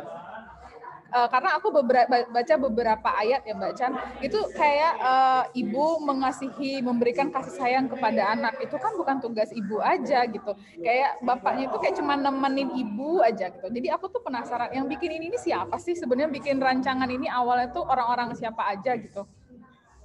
Makasih Mbak Chan.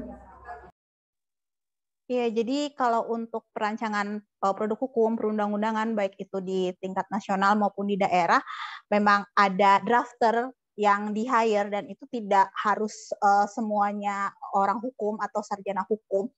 Sebagai contoh, saya beberapa kali jadi drafter di Bali untuk local regulation perda disabilitas. Dan itu terdiri dari beberapa elemen. Sekarang balik lagi, apa yang tertulis di situ itu juga menyiratkan pemahaman dari drafternya. Drafter itu bisa berbeda-beda, tapi biasanya namanya juga dapat dilihat atau bisa dicari tahu orang-orangnya siapa saja. Kalau sejak awal cukup progresif, mereka akan cite penelitian-penelitian yang progresif juga, misalnya bagaimana kehadiran ayah itu dapat berdampak yang sangat baik bagi anak-anak. Sebenarnya kan banyak penelitian yang seperti itu. Dan bagaimana di negara-negara Skandinavia cuti itu tidak hanya dikhususkan atau dibuat seolah-olah sebagai cuti melahirkan hanya untuk ibu. Itu pun bisa dimasukkan. Jadi kalau pemilihannya itu balik lagi ke DPR sebenarnya, ke badannya. Jadi kita bisa cari tahu, dan itu tetap bisa dikritisi juga. Untuk undang-undang yang seperti ini, masyarakat sipil itu sudah barang tentu dilibatkan, termasuk Komnas Perempuan. Di kesempatan-kesempatan seperti itulah masyarakat sipil seharusnya masuk dan memberikan analisis kritisnya. Begitu, Dokter. Oke, aku bahkan baru tahu loh Mbak Jan ada drafter. Jadi aku pikir selama ini ya, itu tuh anggota dewan yang berembuk membuat. Ternyata tuh ada drafter, aku baru tahu. Makasih banget loh Mbak Jan. Ini dilanjutkan sama Mbak Syafaatul. Lalu apakah dengan begitu bisa dikatakan efektif apabila RUU ini disahkan? Monggo para panelis bisa memberikan komentarnya. Jadi kalau RUU ini disahkan tuh bisa nggak disebut sebagai sebuah produk yang efektif?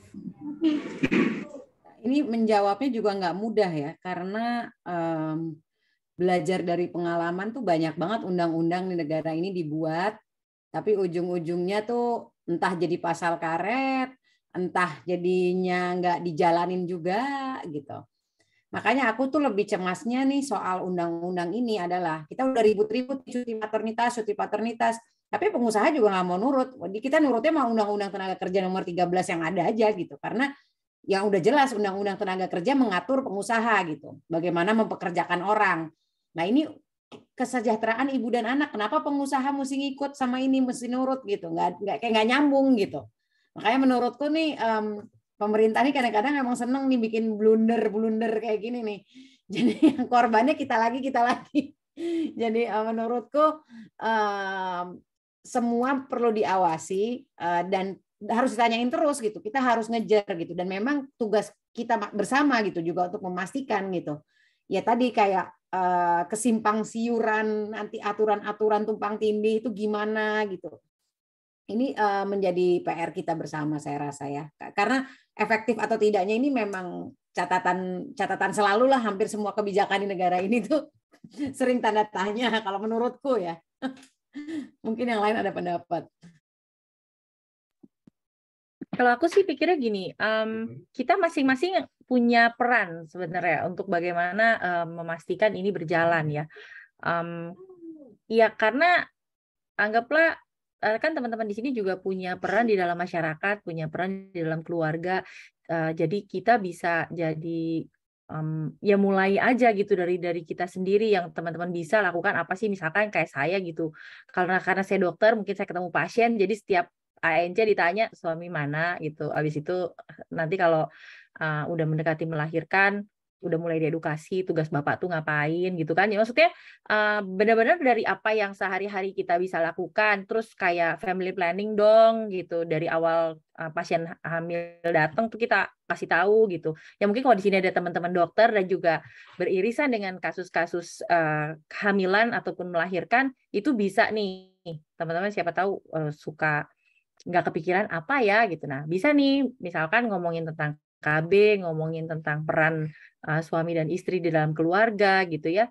Jadi bukan cuma mikirin oh ya kehamilannya sehat ya udah gitu. Tapi kan kita bisa bikin lebih dari itu. Kemudian kalau pasien habis melahirkan atau saat melahirkan selalu ditanya gimana perasaannya, maksudnya mental health-nya kita perhatikan. Kemudian pada saat kontrol setelah melahirkan, gimana kabarnya ibu, senang, nggak senang, perasaannya bagaimana, kemudian bapak bagaimana, terus menekankan kembali bahwa apa yang harus dilakukan oleh ibu adalah menyusuinya, tetapi yang lainnya kan bisa siapa aja, siapapun yang bisa support ibu silakan. Itu hal-hal kecil yang kita sebagai masyarakat bisa lakukan untuk menyempurnakan RUU ini. Saya pikir sih begitu.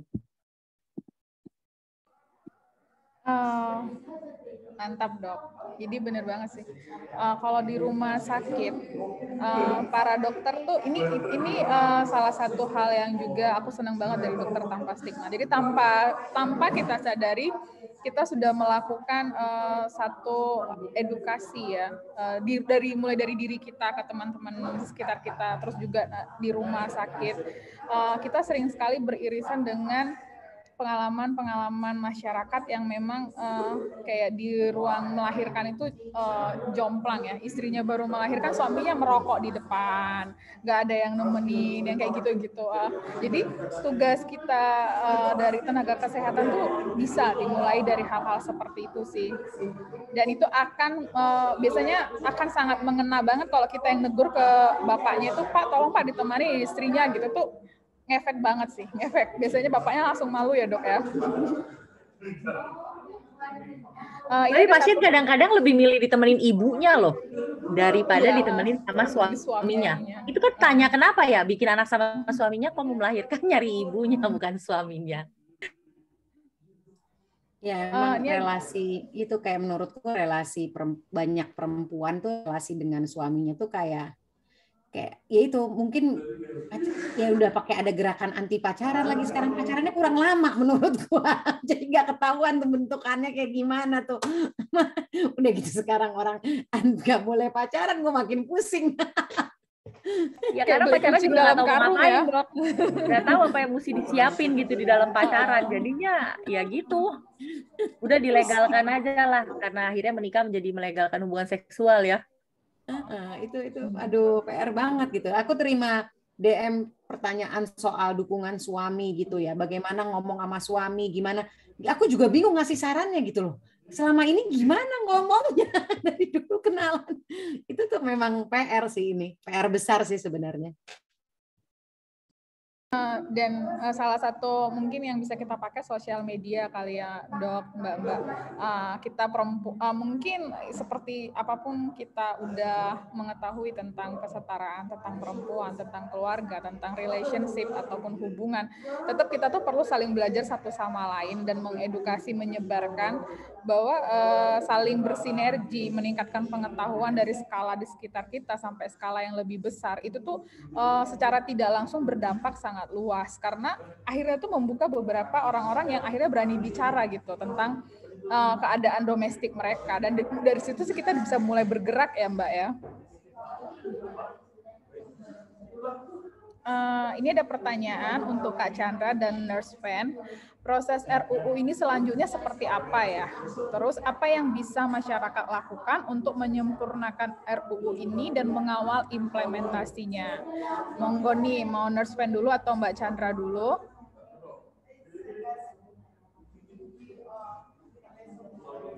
Oke, saya dulu ya. Siap Mbak Chan. Jadi kalau untuk proses produk hukum itu tidak sesederhana dan tidak secepat yang kebanyakan orang bayangkan. Bahkan untuk di daerah saja, kalau itu masuknya dari masyarakat sipil, bisa memakan waktu hingga 5-6 tahun.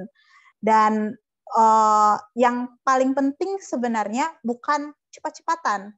Tadi juga sudah sempat saya singgung. Tapi bagaimana memastikan bahwa peranan negara dalam RUU ini ketika nantinya disahkan menjadi UU bukan lagi untuk mengatur, meregulasi tubuh dan peran perempuan dan melanggengkan patriarki, tapi menggunakan perspektif kesetaraan gender untuk pembangunan. Dan ini memerlukan waktu yang nggak sebentar. Kalau kemarin itu kan baru masuk disahkan sebagai RUU. Ingat ada R-nya, jadi itu belum jadi undang-undang. Undang-undang yang kita gunakan saat ini, hari ini, yang di Indonesia masih yang 3 bulan tadi. Setelah itu nantinya akan ada daftar inventarisir masalah, DIM, lalu akan ada hearing juga dengan masyarakat sipil. Tadi saya baca itu ada yang bilang lip service. Nah, itulah pentingnya keterlibatan masyarakat sipil untuk undang-undang ini ke depannya ketika disahkan, mendengarkan dan menitikberatkan pada masukan-masukan dari masyarakat sipil, terutama multisektor yang berkaitan dengan cuti melahirkan itu, termasuk dari dokter, ginekolog, dari ahli gizi, dari AIMI, dan Komnas Perempuan, itu sudah seharusnya dilibatkan dan diundang. Dan kita juga mesti aktif sih, maksudnya kalau 1 bulan terakhir ini kan juga karena media yang menaikkan, dan orang Indonesia itu mudah sekali lupa, cenderung lupa ketika medianya tidak mengangkat. Makanya masyarakat sipil, maksudnya organisasi masyarakat sipil itu sering, kalau beberapa tahun terakhir ini untungnya ada yang dinamakan sosial media. Kita mengeksersis tuh keberadaan sosial media untuk menaikkan isu itu. Kalau katanya mereka disebutnya menggoreng, tapi sebenarnya enggak. Sebenarnya kita hanya campaigning lagi, mengingatkan kembali. Dan setelah itu kita pastikan bahwa undang-undang ini benar-benar sesuai dengan apa yang diinginkan di awal untuk menjadi salah satu bagian menciptakan kesetaraan gender di Indonesia. Nggak mesti sebelum 2024, bahkan lebih,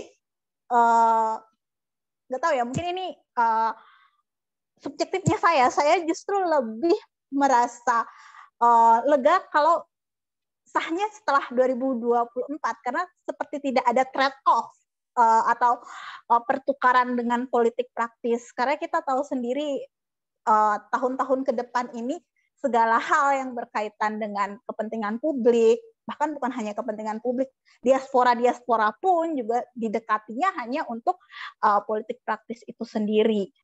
Dan proses-proses ini kalau sejak beberapa tahun terakhir sebenarnya bisa loh kita tonton. Jadi di YouTube itu juga ada salurannya ketika ada sidang-sidang PR yang membahas berbagai macam produk hukum. Bisa diikuti dari situ, bisa memberikan komentar, dan juga tetap keep update dengan media. Itu sebenarnya caranya. Jadi caranya akan menghabiskan waktu bertahun-tahun, dan bahkan bukan tidak mungkin nantinya DPR akan mengajukan proposal untuk jalan-jalan ke luar negeri. Karena itu juga terjadi ketika RUU Pungkas, mereka beberapa kali ke negara-negara di Eropa dan di Kanada. Dan ini kan belum nih, itu bisa terjadi, dan itu pakai uang rakyat loh, uangnya kita, uang pajak kita. Jadi untuk itulah kita mesti rewel, mesti terus mengingatkan mereka.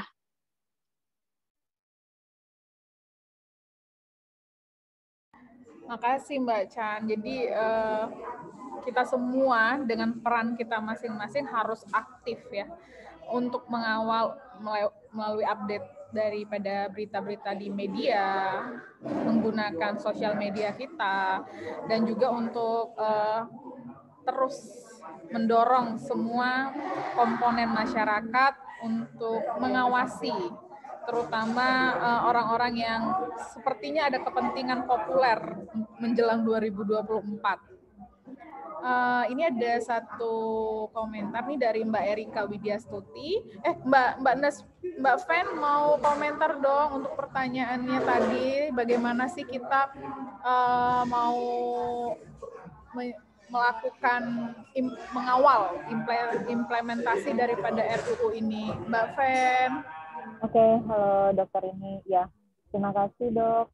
Kalau saya setuju juga dengan Mbak Chandra bahwa negara sebagai representasi kepentingan rakyat yang perlu hadir ya. Jadi ini semua ujung tombaknya ada di negara. Ketika undang-undang ini kemudian nanti disahkan, perlu memang pelibatan penuh masyarakat sipil. Itu memang sangat penting, terutama pada implementasinya. Misalnya kalau kita fokus ke cuti, artinya harus dilihat juga baik perempuan bahwa nanti ini jangan sampai jadi pedang bermata dua yang nantinya ketika kita melihat bahwa ini satu sisi berdampak baik, tapi di satu sisi juga bisa menjadi berdampak buruk. Misalnya pada perempuan-perempuan yang mengalami diskriminasi ketika nanti dia misalnya tiba-tiba hamil atau kemudian dia harus melahirkan dan kemudian didiskriminasi oleh perusahaan. Jadi kalau menurut saya memang harus dilihat adalah bagaimana negara penting sekali menegaskan ini, menekankan ini kepada perusahaan-perusahaan terkait untuk bagaimana melihat kepentingan perempuan lebih jernih, lebih utuh. Tidak hanya sekedar memang di atas kertas saja, tetapi kemudian ini harus dipraktikkan secara lebih konkret. Kalau menurut saya seperti itu saja sih, Dokter ini. Oke, makasih banget Mbak Fen. Ini ada satu komentar nih dari Mbak Erika Widyastuti yang bilang, kalau melihat dari peraturan yang mengatur tentang ASI, di pasalnya sih udah jelas mengatur tentang pemasaran produk ASI. Cuma kalau masyarakat yang tahu tentang aturan itu, lalu menemukan pelanggaran, nah instansi pemerintah tuh seringkali nggak nampung aduan-aduan itu. Gimana nih Mbak Nia tanggapannya tentang instansi yang nggak pernah mau menampung aduan masyarakat tentang pelanggaran-pelanggaran terhadap pemasaran produk ASI? Oke,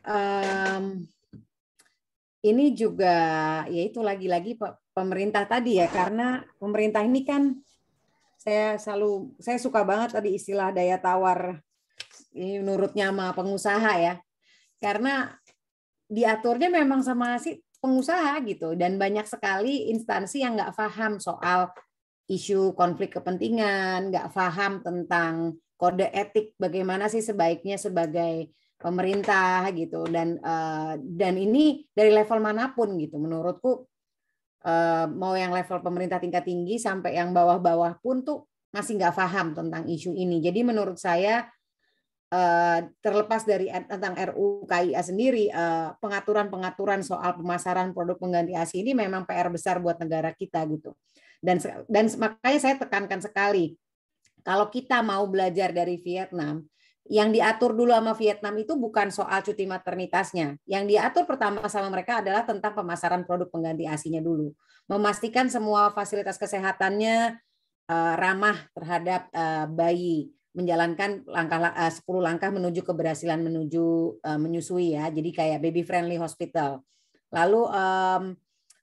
Lalu tenaga kesehatannya juga ditingkatkan kompetensinya untuk bisa membantu ibu menyusui. Baru muncul itu isu yang lain, donor ASI, lalu muncul juga soal cuti maternitas.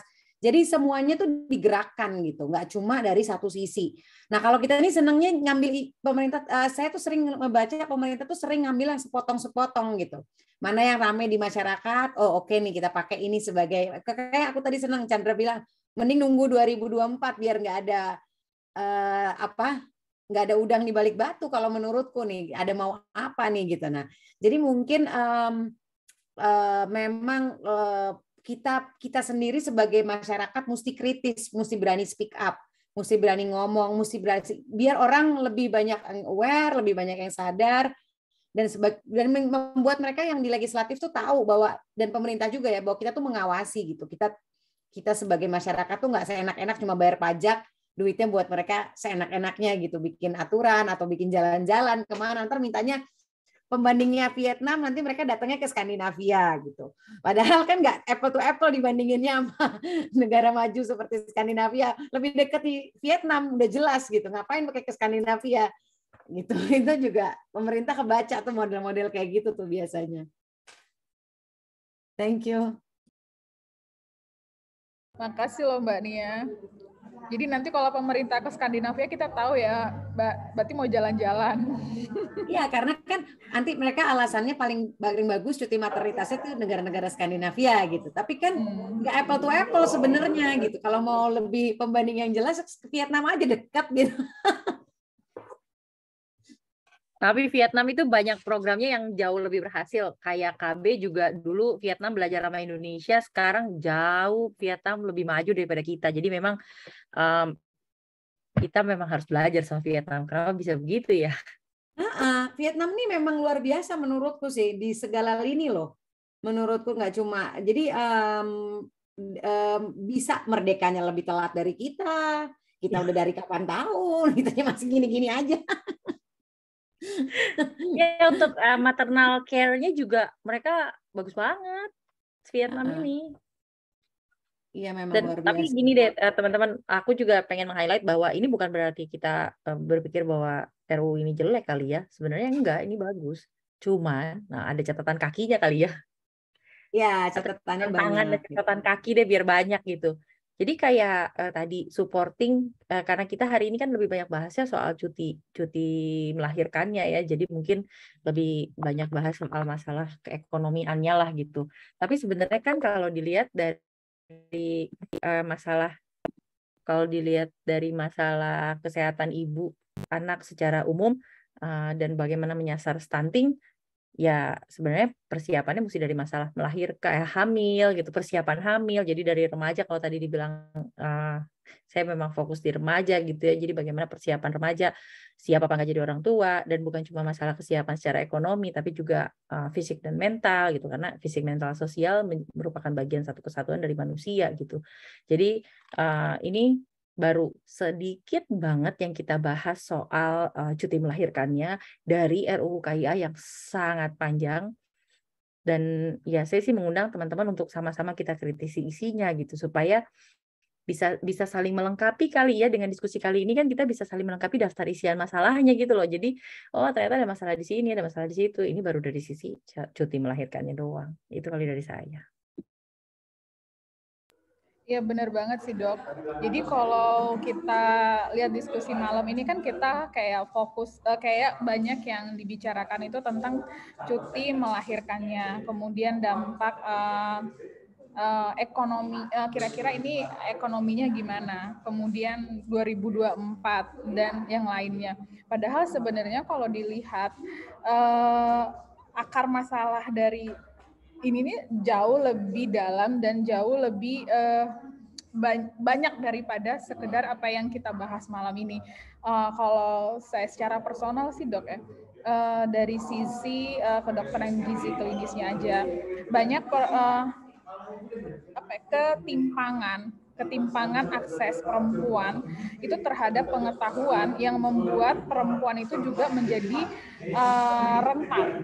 rentan selama proses hamil, selama proses melahirkan, dan nantinya itu proses menyusui serta membesarkan anak yang nantinya itu akan berdampak kepada generasi selanjutnya. Jadi menurut aku salah satu berperan dan sesuatu yang harus kita galakan itu adalah kesetaraan dalam akses kesehatan, pendidikan, pengetahuan dari masa remaja terhadap perempuan, supaya itu nanti mampu membekali mereka menangkal efek-efek negatif daripada aturan-aturan yang diselenggarakan oleh negara ataupun perusahaan gitu. Mungkin ada tambahan dari Mbak Chandra, Mbak Fen, ataupun Mbak Nia.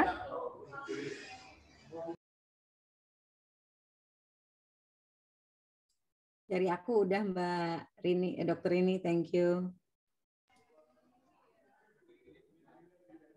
Dari Mbak Fen, ada tambahan Mbak, atau dari peserta ingin memberikan tambahan mau boleh meraise hand ataupun memberikan komentar.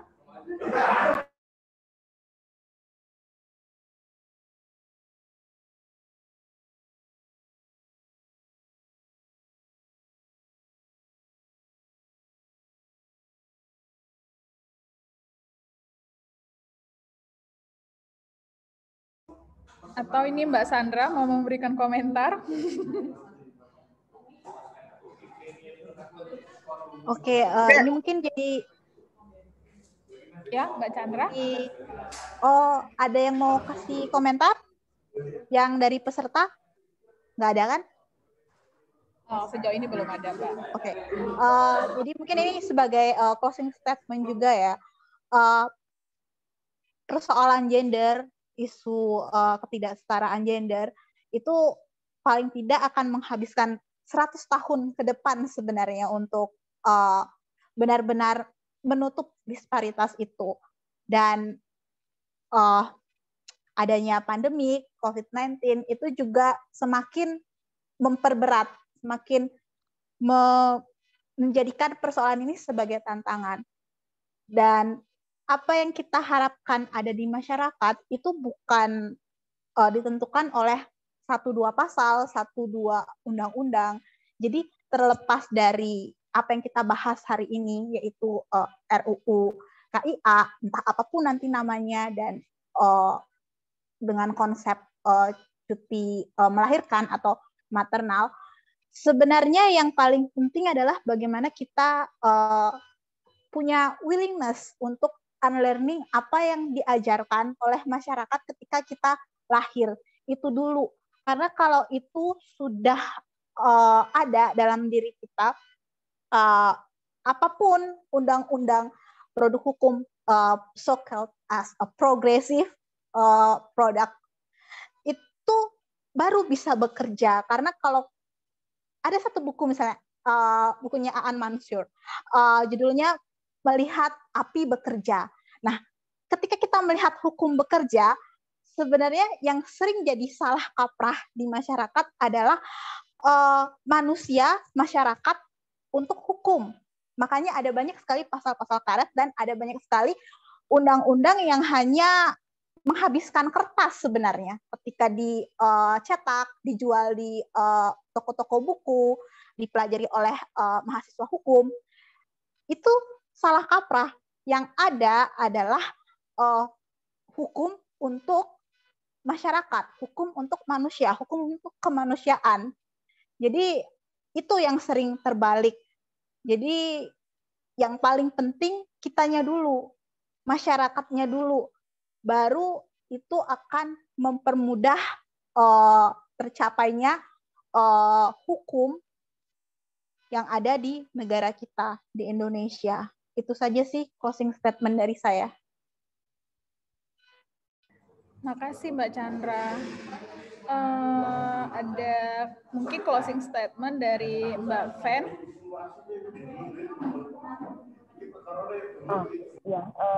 Terima kasih Dokter Rini. Dari saya berharap bahwa ini nanti tidak hanya menjadi bagian dari rancangan undang-undang, tetapi nanti kemudian dilihat kembali perkembangan-perkembangannya dan juga apapun yang penting sekali untuk ditambahkan, dan juga dilihat sinergisasinya dengan kondisi objektif perempuan, juga kondisi perempuan nantinya. Jadi sehingga ini tidak hanya tadi seperti dibilang Mbak Chandra bahwa ini tidak hanya jadi kepentingan politik, tetapi juga ini bisa dibawa sebagai kemaslahatan perempuan nanti untuk masa depannya dan juga hari-harinya selama menjalani kehidupan di negara ini. Jadi saya sangat berharap ketika ini digalakan menjadi salah satu undang-undang, kita terus berharap bahwa implementasinya itu harus tetap bisa diterapkan, dan itu menjadi bagian terpenting dari negara dalam mengawal rancangan undang-undang. Terima kasih, Dok. Terima kasih Mbak Fen. Mbak Niam, ada yang mau ditambahkan, Mbak? Kalau dari saya tadi yang paling penting adalah undang-undang ini, RUU ini penting dilengkapi dengan equipment undang-undang lainnya dan bukan undang-undang lainnya, sorry, equipment dengan program-program yang lainnya yang komprehensif. Nggak bisa cuma RUU ini aja gitu. Jadi semua lininya juga siap mendukung, karena kalau enggak takutnya nanti kita bikin aturan ini yang lainnya tidak bisa mendukung sama juga bohong gitu ya. Jadi perlindungan lainnya termasuk dalam perlindungan program pemberian makan bayi dan anak komprehensif, dimonitor, dievaluasi, didanai, itu juga penting gitu. Tidak hanya berhenti di kebijakan. Dari saya itu aja. Terima kasih. Terima kasih Mbak Nia. Kalau ada peserta ingin mengajukan pertanyaan, monggo 1-2 pertanyaan terakhir bisa di raise hand.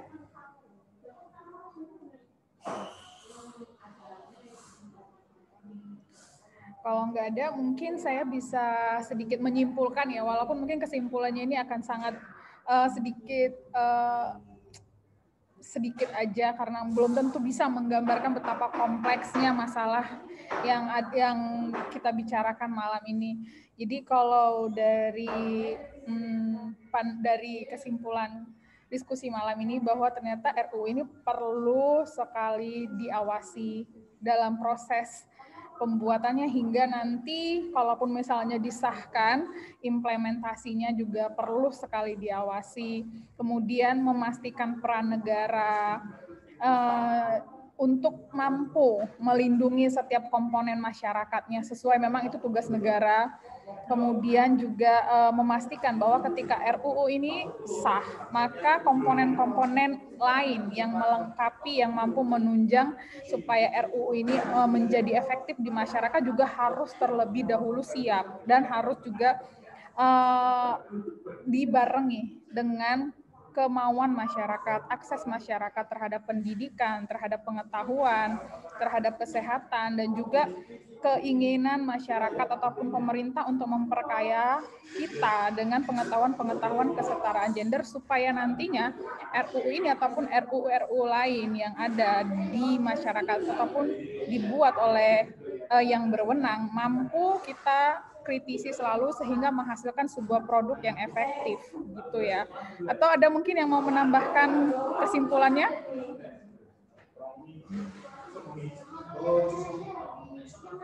Oke. Kalau nggak ada, mungkin kita bisa foto dulu kali ya, Dok Surya.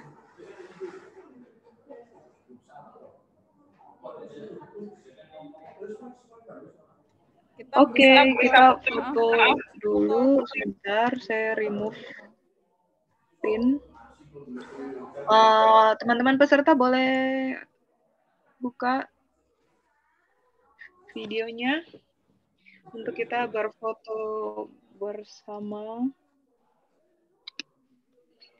Saya kasih waktu 10 detik untuk bersiap-siap semua,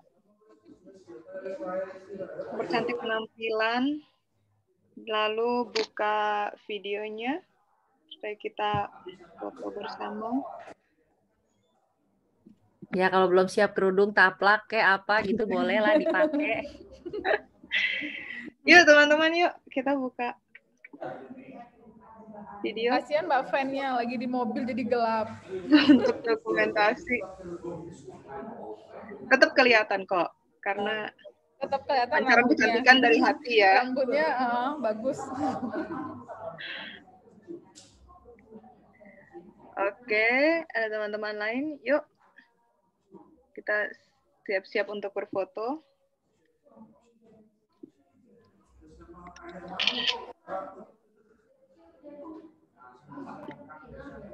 Oke, kita siap ya.